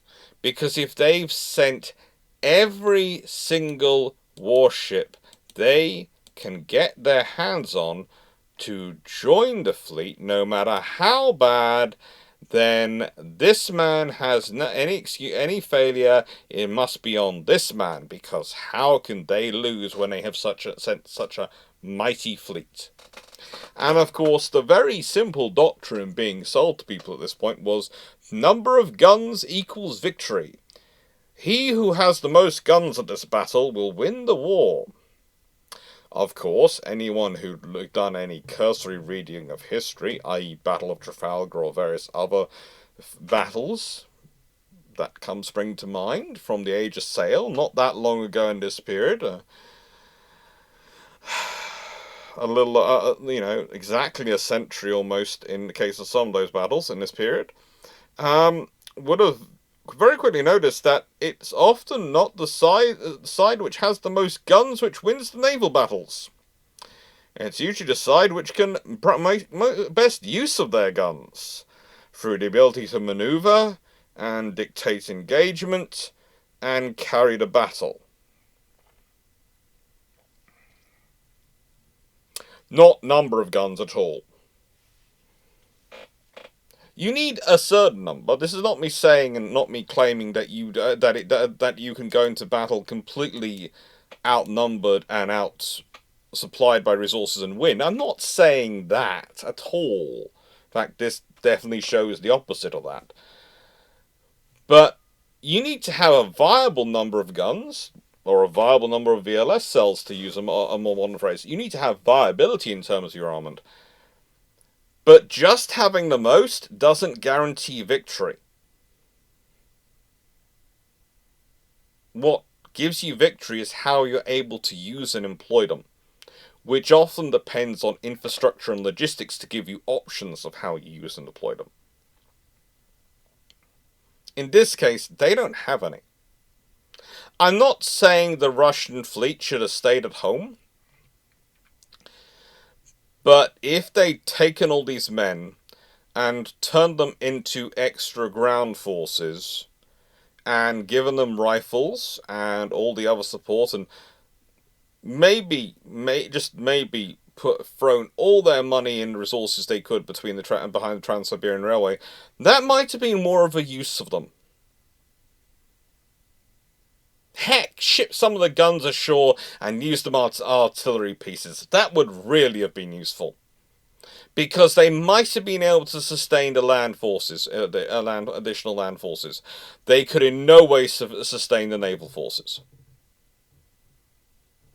Look at that logistics line. Look, that is not just the route of the ships. That is a route of logistics for them. In pragmatic terms. Yes, you can take small bits and personnel overland by train through multiple different areas, through China, different transport modes to meet up with different railways, and you can do all sorts of wonderful things. Yes, you can do that. That is not a pragmatic way to sustain a fleet. It just isn't. You won't get enough resources that way. You just won't. And so, with that being said, yeah, logistics comparison. This is where this battle is really lopsided. And the advantage is all Japanese. And by the way, the base constructed by Togo Haichiro is so good, that's why I have this picture here today. This is the picture. These ships, modern ones, still using that facility. I don't think it's the exact facility, but it's still that area. The base has evolved and expanded and contracted over time, so I think there is some differential. But I'm not 100% sure, because the sources in the English language were very, very convoluted over that, or should I say badly translated.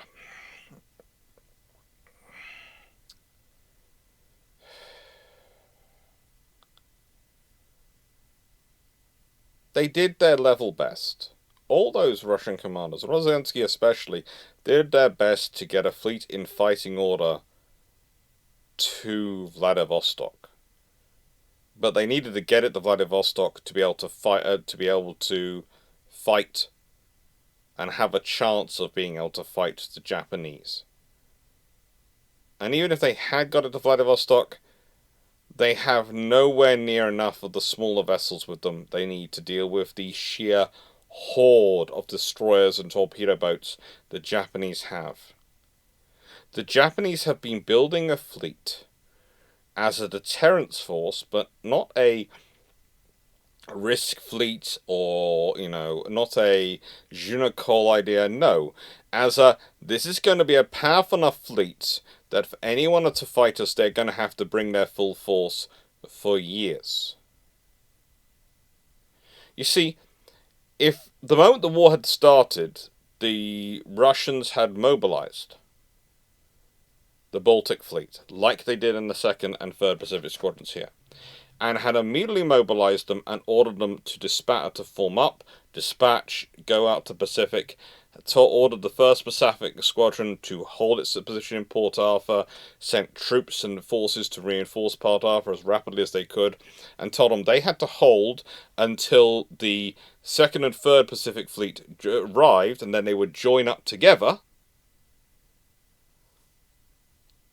It might not have worked, but that would have had an actual chance of working.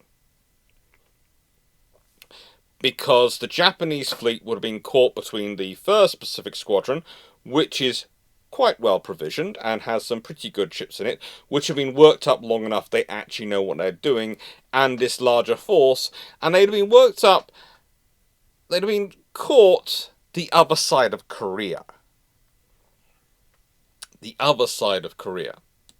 Then you have a nightmare scenario. Then you have something which could possibly have stretched the Japanese. But you don't have that.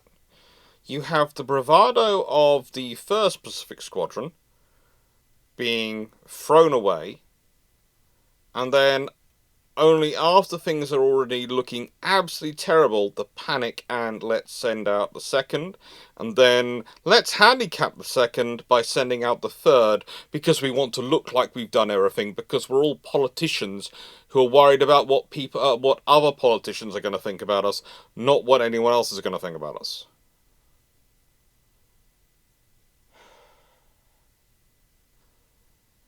And logistically,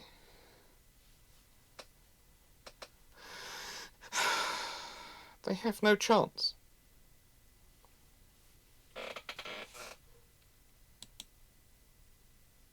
And so, after this, what are the lessons learnt by Japan? So, the lesson learnt by Japan was that its strategy worked.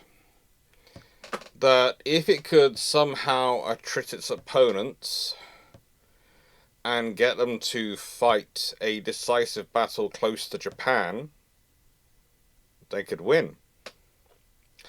And by the way, Tsushima is a Kantai-Kessen. It is a decisive battle. It fits that doctrine. And I know there are disputes of the exact time frame of that doctrine coming in, but the fact is that's one of many doctrines, part of their overall strategy.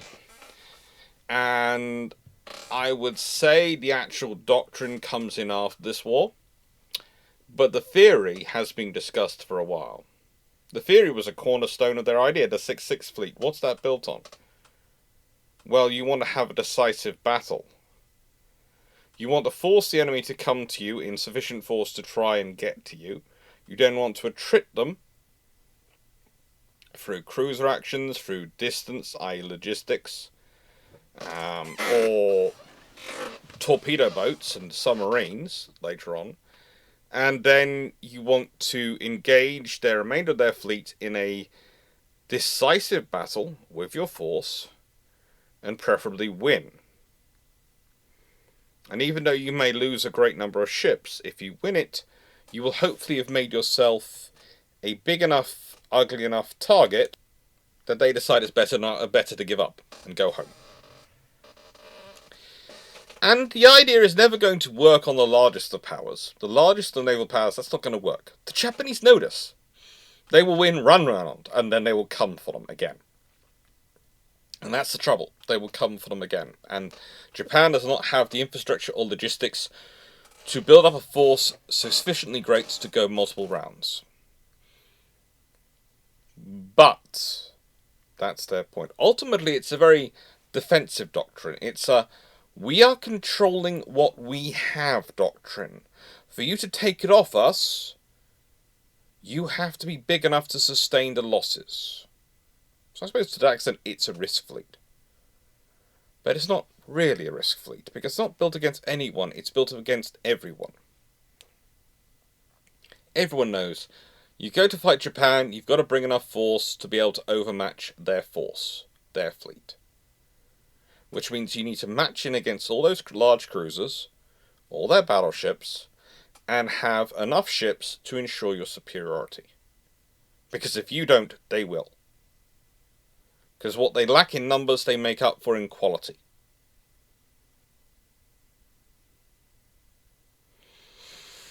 Now, some would argue this is the origin, therefore, of the problems they faced in World War II.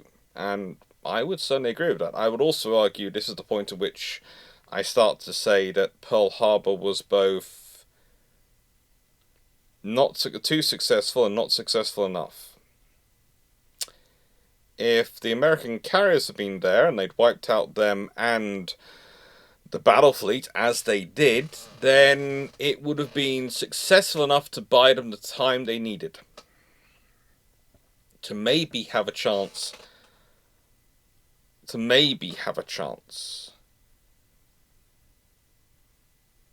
Although I doubt they would have ever had a chance of winning the war, but to maybe have a chance of shocking the Americans and delivering such a blow that it buys them a couple of years, because the Americans have to build up such a large force to come back to them because they are so psyched out by losing their whole fleet.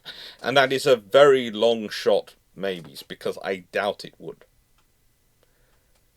But realistically, it's too great a win, because if the Japanese had just attacked Pearl Harbor, but not done that much damage, so the Americans then charged across the Pacific, and again, it's unlikely the Americans are going to do that because, well, they've got War Plan Orange, they've done a lot of working out, they know exactly what the Japanese plan is for any war, and they don't plan on falling for it. They do realise it's to trick them as they go across. Then once they reach a roughly equivalent size, engage them in a fleet action and win. But if they had done that, that is the option the Japanese could have done. Rather like what happened to the Russians. The thing is, the Russians doing this, and then their relative success in World War I, where they don't have the same casualties everyone else does. They have a pretty glorious World War I. They really do. For them, the Great War really is great. It gives them an idea they truly can punch massively above their weight. It gives them martial pride and prowess, especially for themselves, that is far greater. And whilst they deserve it, to an extent, they deserve it because of what they have achieved. It means that the people who are thinking things through are often having to face a large amount of bluster. In effect, they become the Russians. They become the Russian court, where everyone's sure they'll win. Or if they're not sure they'll win, they're sure they have no other option than to fight. So fight they must. Because otherwise, how can Japan survive? And so, to an extent, their victory builds up one side of the argument. The continual wars build up the siege mentality. But still, it's the lessons they learned. I'd also say they learnt that balanced forces were the way to go. They had produced what was a balanced fleet, and there's a reason they stick to it. Even when they're talking about building fast capital ships and they've got the 8-8 plan out, the 8-8 plan works out as four pretty heavy dreadnought battleships, 4 battle cruisers, and 4 fast battleships which are closer to the dreadnoughts, and 4 fast battleships which are closer to battle cruisers as their formation. It is an 8-8 force, just with the fast battleships kind of straddling this imaginary middle line in the middle.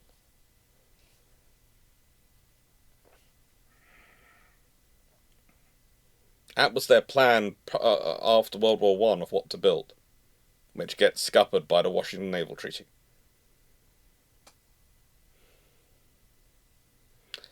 And of course, in that plan, Washington Naval Treaty had gone in asking for 70%, a 7-10 ratio.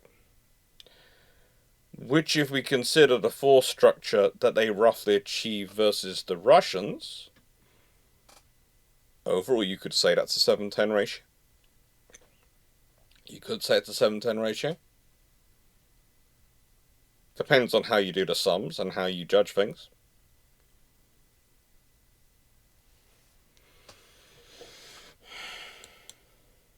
And then we have the lessons learned by Russia. Now, this is harder to explain than the Japanese, because basically what the Russians did was they gave commuted death sentences to every senior officer who survived. Alvin Rozensky, who was, how do I put this politely? Well, he tried his best to claim full responsibility for everything. And he was sentenced to death, but again, he was commuted. His sentence was commuted. The trouble is, if you respond to such events by basically telling everyone it's the fault of the officers, not the system, how can the system learn? How can the system improve? They're not having courts of inquiry, they're having courts martial. They're not having investigations, they are having explanations. And whilst, yes, there are always lots of arguments, I do love there are always things put forward about salvo firing director systems, wireless telegraphy, the various levels of support and cordite and all these things put forward for this victory, and all these reasons given. But ultimately, the reason for the victory is that fleet should never have been sent in the first place. That fleet should never have been sent in the first place. And if you don't have the logistics, you don't have the infrastructure to sustain your force, to sustain a force in fighting order at that range from your bases, you don't send it. Because otherwise you are just sending a load of men to their deaths. You are sending a load of people to die. In very real terms, the 5,000 dead, the 803 injured, the 616 imprisoned, the 6 battleships sunk, and the coastal battleships sunk, and the 14 other ships sunk, the 2 battleships captured, the 2 coastal battleships captured, the destroyer captured, and the ships which were disarmed. All those things are not at the fault of any of the commanders there. Oh yes, there are some who could have done a better job. Of course there were. But by treating this as a fundamental problem of the personnel, especially on the public stage, of the personnel involved, it's their mistake. It's their fault. They made the mistake. They surrendered. They should have fought on. It salvages your guilt. It means that it's not nothing to do with the Tsar. The Tsar's blameless. The Tsar is perfect. Look at these senior officers resigning. Yes, it's all their fault. But the point is, it's the system at fault. And when you look at what happens, whilst there are reforms to the government that come out of this, and there's the Duma and all sorts of things which are set up, honestly, as good as the Navy is, and please don't get me wrong, the Russian Navy is not bad necessarily. They have some good officers. They had Rozensky. They had others who were fairly good at their jobs. They can make competent decisions when they're given the freedom to do so, and support to do so. But the trouble is, there just isn't that unified strategic vision. that would actually combine them together. And you can see this still continuing. I get into discussions with people quite frequently because the Russians produce good equipment. And the Russians produce some very interesting results, especially in World War One, with how some of their ships are handled and how they succeed in operations. And they do the same in World War Two. But I would argue that until you get to Gorshkov, Sergei Gorshkov, and his dominance of the Cold War Russian Navy, you do not really have a strategic justification and strategic plan to build a navy around that realistically binds the navy together and gives them something to develop from. You have a lot of short-term, it would be nice. You have plenty of documents. There are plenty of documents, but they change so often that realistically they are meaningless. You see, the thing is, if we go back to that 6-6 fleet and the discussion of that, if we go back to the officers involved in that, you start to look at it and go, well, hang on, how long have you been in power for? Konya has been in charge as Minister of Navy since 1898, and he was a senior officer long before then. A senior officer long before then.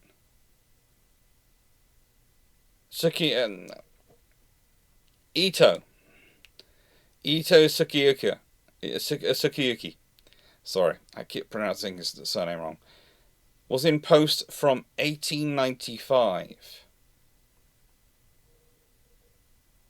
These officers had been in power for a long time consistently, and they'd had roles. And again, if you go back to that whole video about the 6-6 fleet, and it is an interesting thing to look in about the 6-6 fleet, you realize it has been the consistent Japanese doctrine for a quarter of a century, pretty much, by the time of the battle.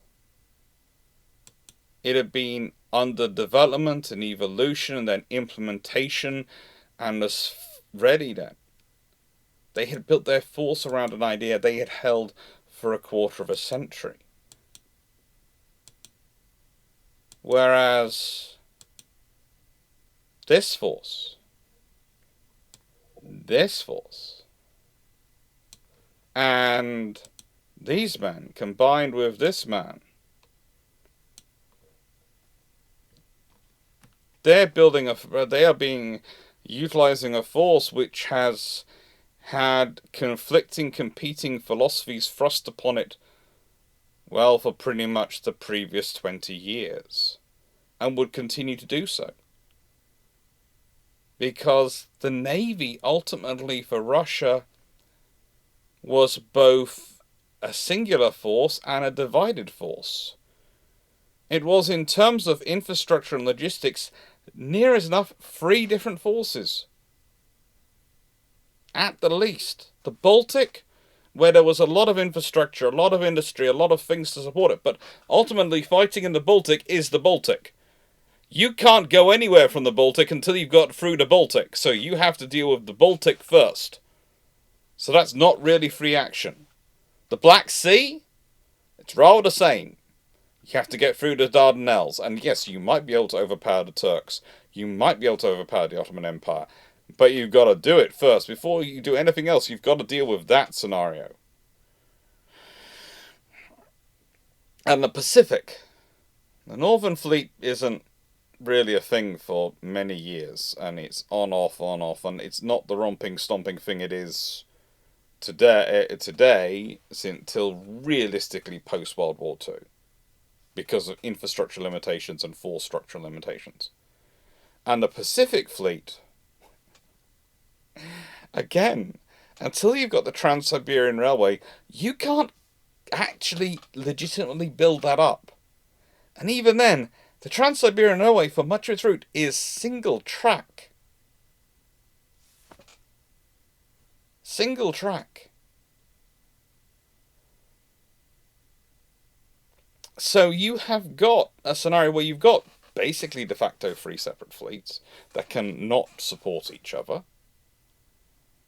And on top of that, you have someone who basically jumps from good idea to good idea, but it's other people's good ideas, and he's just copying them, doing running your procurement, which is also based in who's giving him the biggest bribe.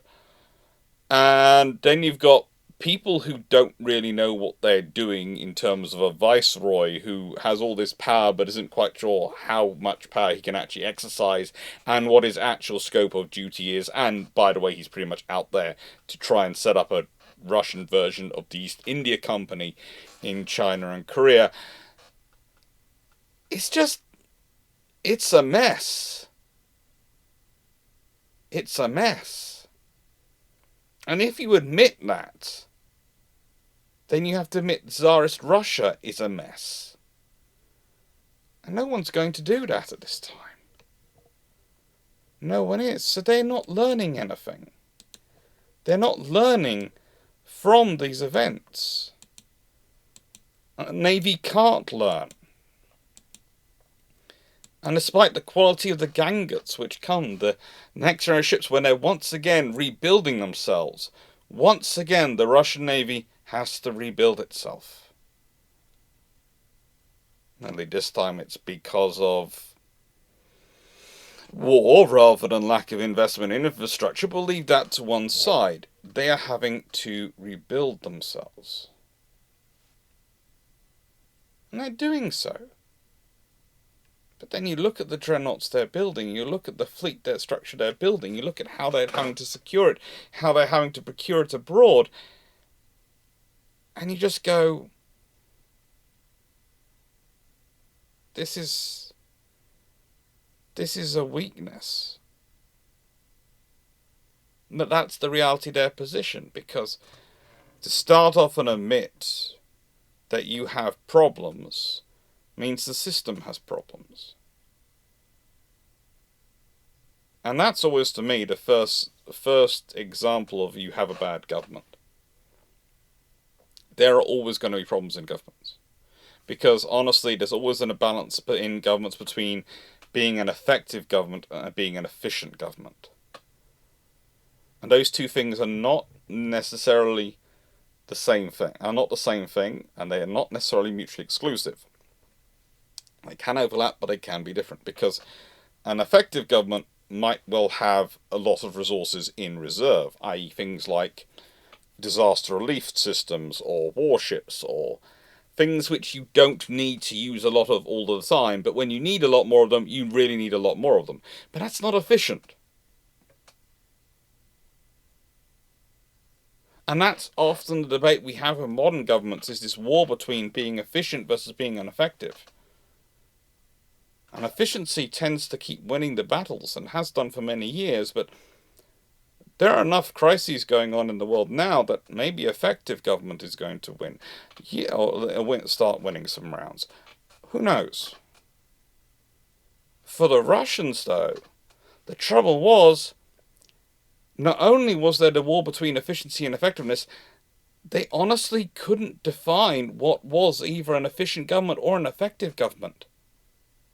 Other than, what did the Tsar, or the people the Tsar liked, feel today?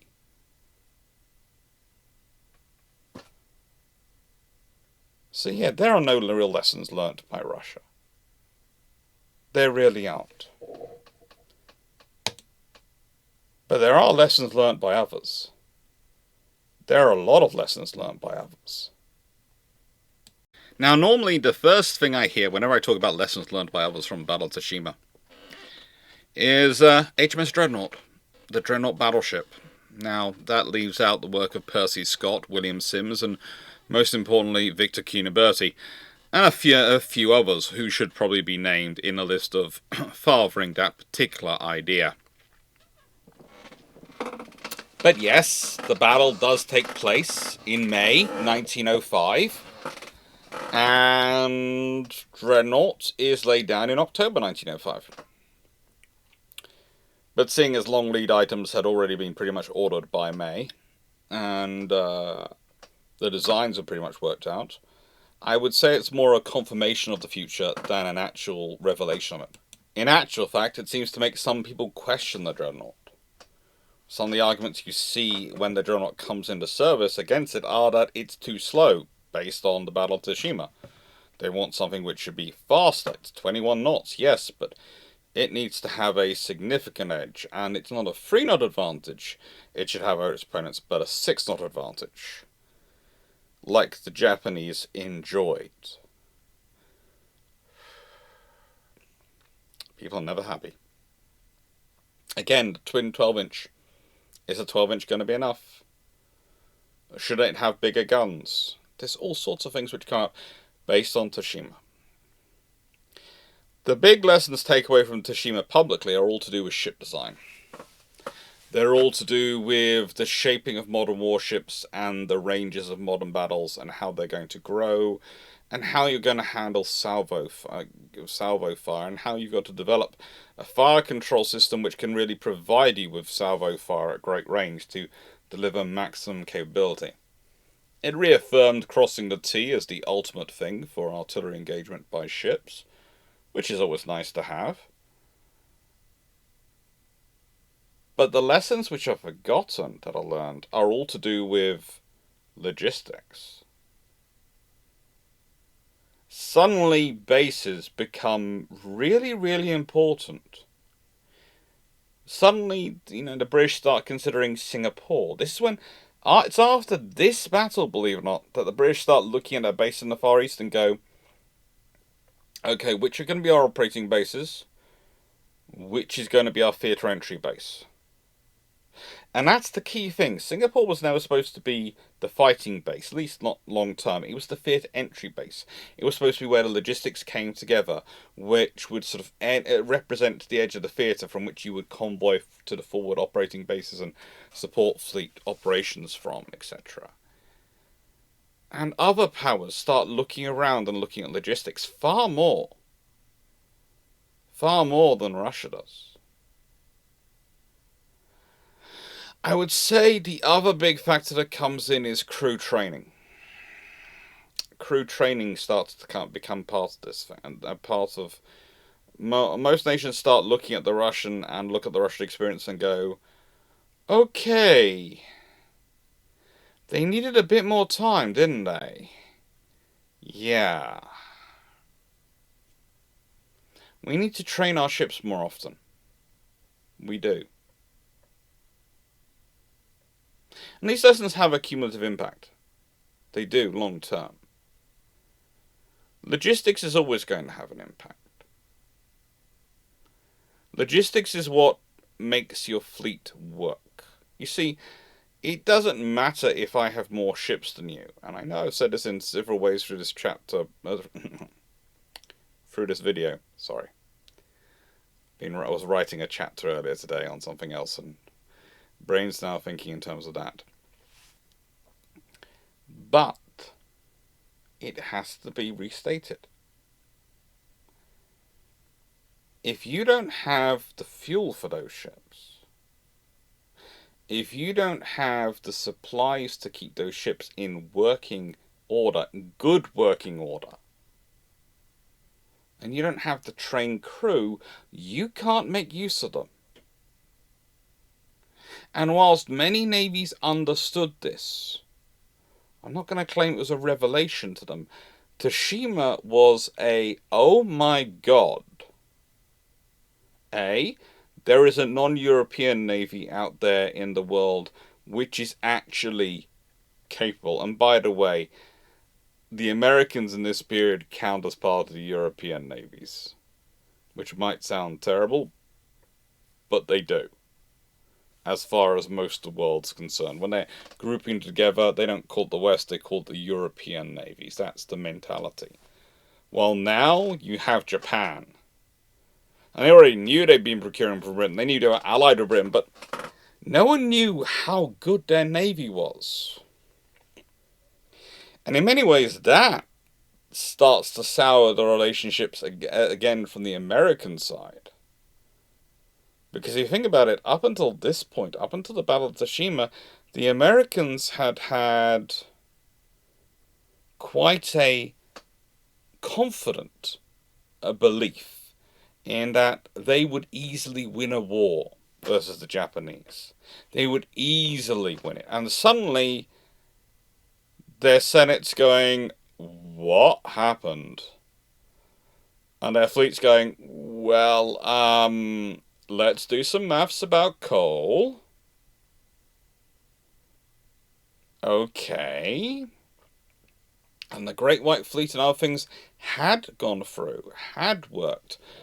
But still, the fact is they've just found out this power which they had been writing off, even during the Boxer Rebellion when they'd fought alongside them, had been happily writing off, is maybe not that weak. And you have to remember the build-up they'd already started being over the revelation that the South American navies were getting to the point where they were functionally more capable than the US Navy, because Congress hadn't funded it. Okay, please note, whenever I say this, people go, no, pride for the US Navy. And it's not a pride thing. It's not, the sailors are still good, the officers are still good. It's just Congress was as likely to remember the checkbook when it came to talk about the US Navy as they were likely to remember that they're their birthday. I.e., they forgot one, they definitely forgot the other multiple times in this period. It's what outside factors happen that they start thinking, oh, we need to fund this. And yes, Roosevelt and others who are making the case for funding the Navy properly, especially once it comes to the dreadnoughts appearing, they will jump on this. They jump on Tsushima. They jump on the reality of, are we the most powerful navy in the Pacific? The Pacific is supposed to be our ocean, correct? It wasn't, but some imagined it was at that time. It would be. It will be. But it wasn't then. And the reason was, if you look at it, in this period, functionally, as strong as the Great White Fleet was, if you don't have the support from British coal, that's not getting where they need it to go. It's not. Not in the strength it would need to fight the Japanese, especially after the Battle of Tsushima, when they take on a few interesting Russian vessels that they capture and go, well, we'll add these to our fleet because it grows our number of ships. Not sure how keen they are on them realistically. But yes, the lesson for many nations that they took away from this was Japan's here and capable. Which then brings us to the application of those lessons. And this is an interesting discussion for all. So I'm coming to this slide, but I've already in so many ways discussed the application, haven't I? I've told you about the infrastructure, I've told you about the investment, I've told you about the shock. What's the application of all these lessons? Well, the nation which is most affected is Japan. Definitely Japan. And you can argue their build-up and their seeking offset strategies, and especially their reaction to how they approach the situation the treaties created in the 1920s and 30s, is all the lessons of the Russo-Japanese War. They're always thinking about how to apply a geographical weakener to their opponents. And you can think about that in terms of their seizing an island chain, etc. They are trying to also, by seizing those islands, prevent them being used as logistic hubs for the Americans, for other forces coming into their area of dominance. That's one of the interesting things about the islands they take. When you look at some of them, you go, why would you take that island? It has no value to you at all. Its value is to deny its usage to the Americans as a logistics base, because if you have islands which are in any way, shape or form existing, which you do not have some person on, so the Americans can just take it without any fighting, then as small as they might be, they still become incredibly useful, because if you have an island that's bigger and better, but you have to fight to take it, so it actually costs resources, or have an island which literally you can just have the sea beast turn up in a couple of merchant ships with a small escort, take it over and establish an airbase at, which is gonna the easier thing for you to do. But the moment you have to do an opposed landing, you might as well go for the island which is useful.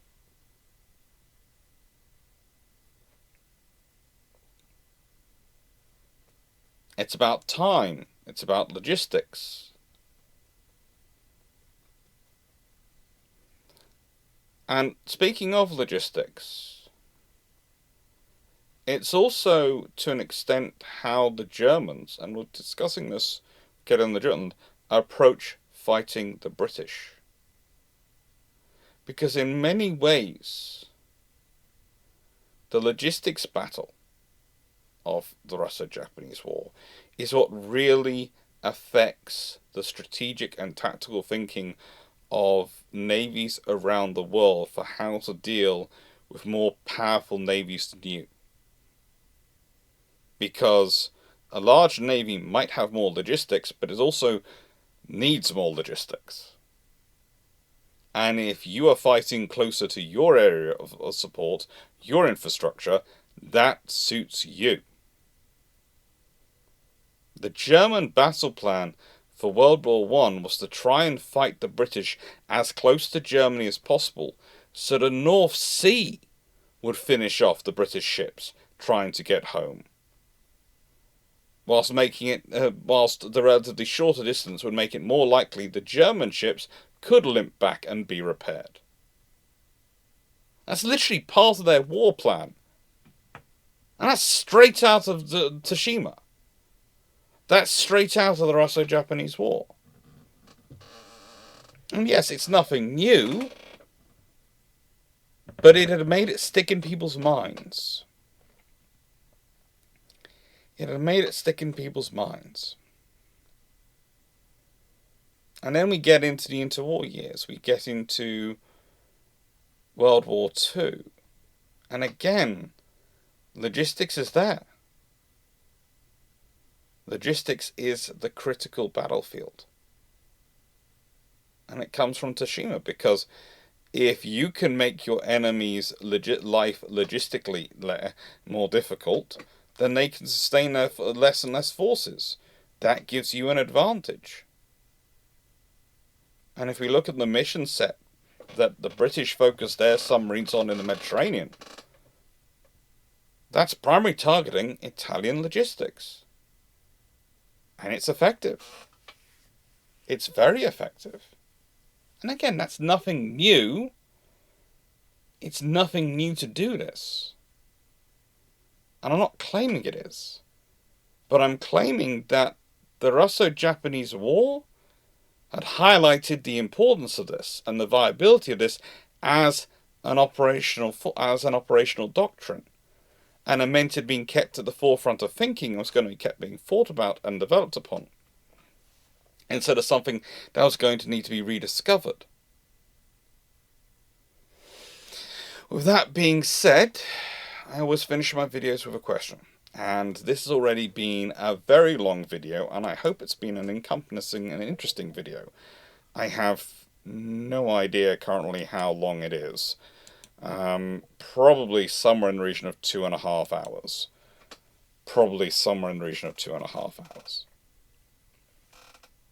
By the end. And I hope you've enjoyed it. But the question is this. The Russo-Japanese War is a war which is decided by logistics. The Battle of Tsushima is completely decided by logistics. By the fact that they have to go so far and they cannot sustain their forces, and by the time their forces get there, they are basically a floating target. They really are.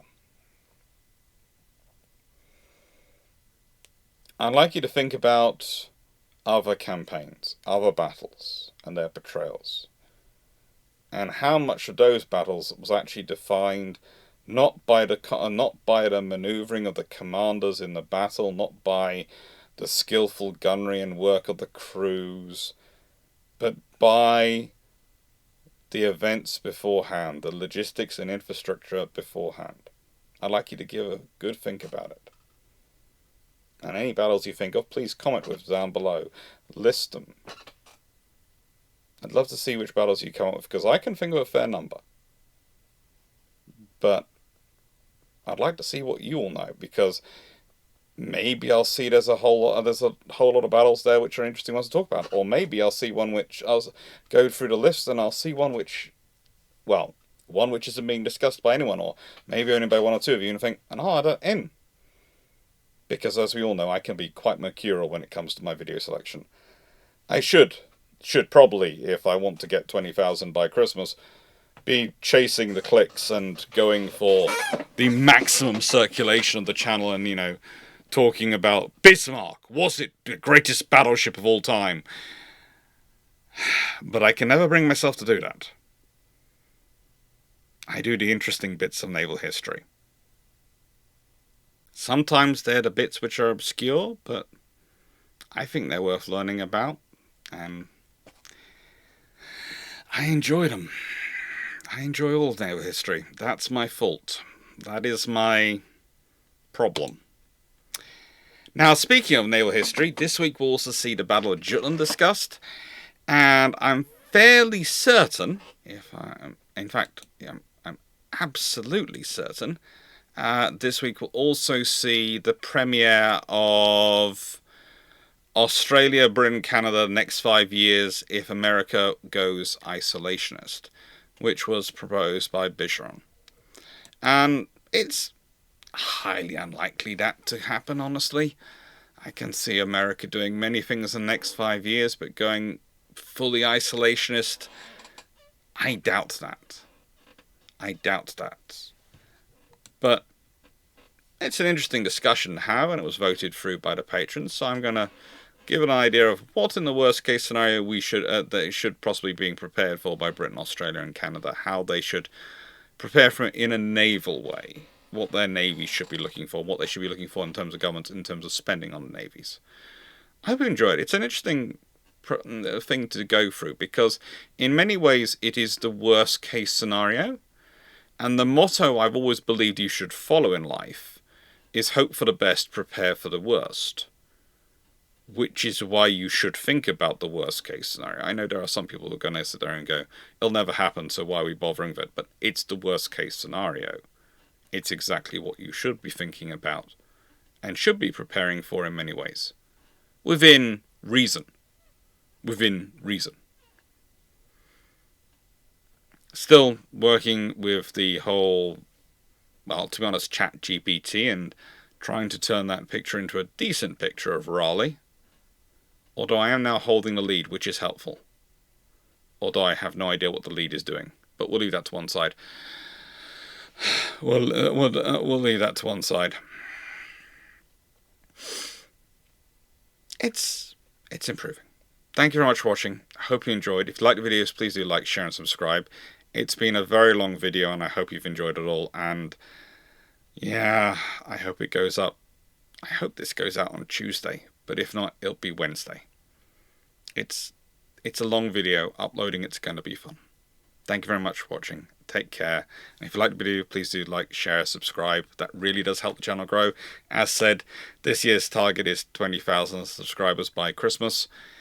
And I'm on 15,300 and something. So I doubt I'll make it. But you never know. Perhaps if enough people watch these videos, perhaps I'll make it and I'll be able to go, yay! Family bet over. Never again. Not happening again. Thank you very much and take care.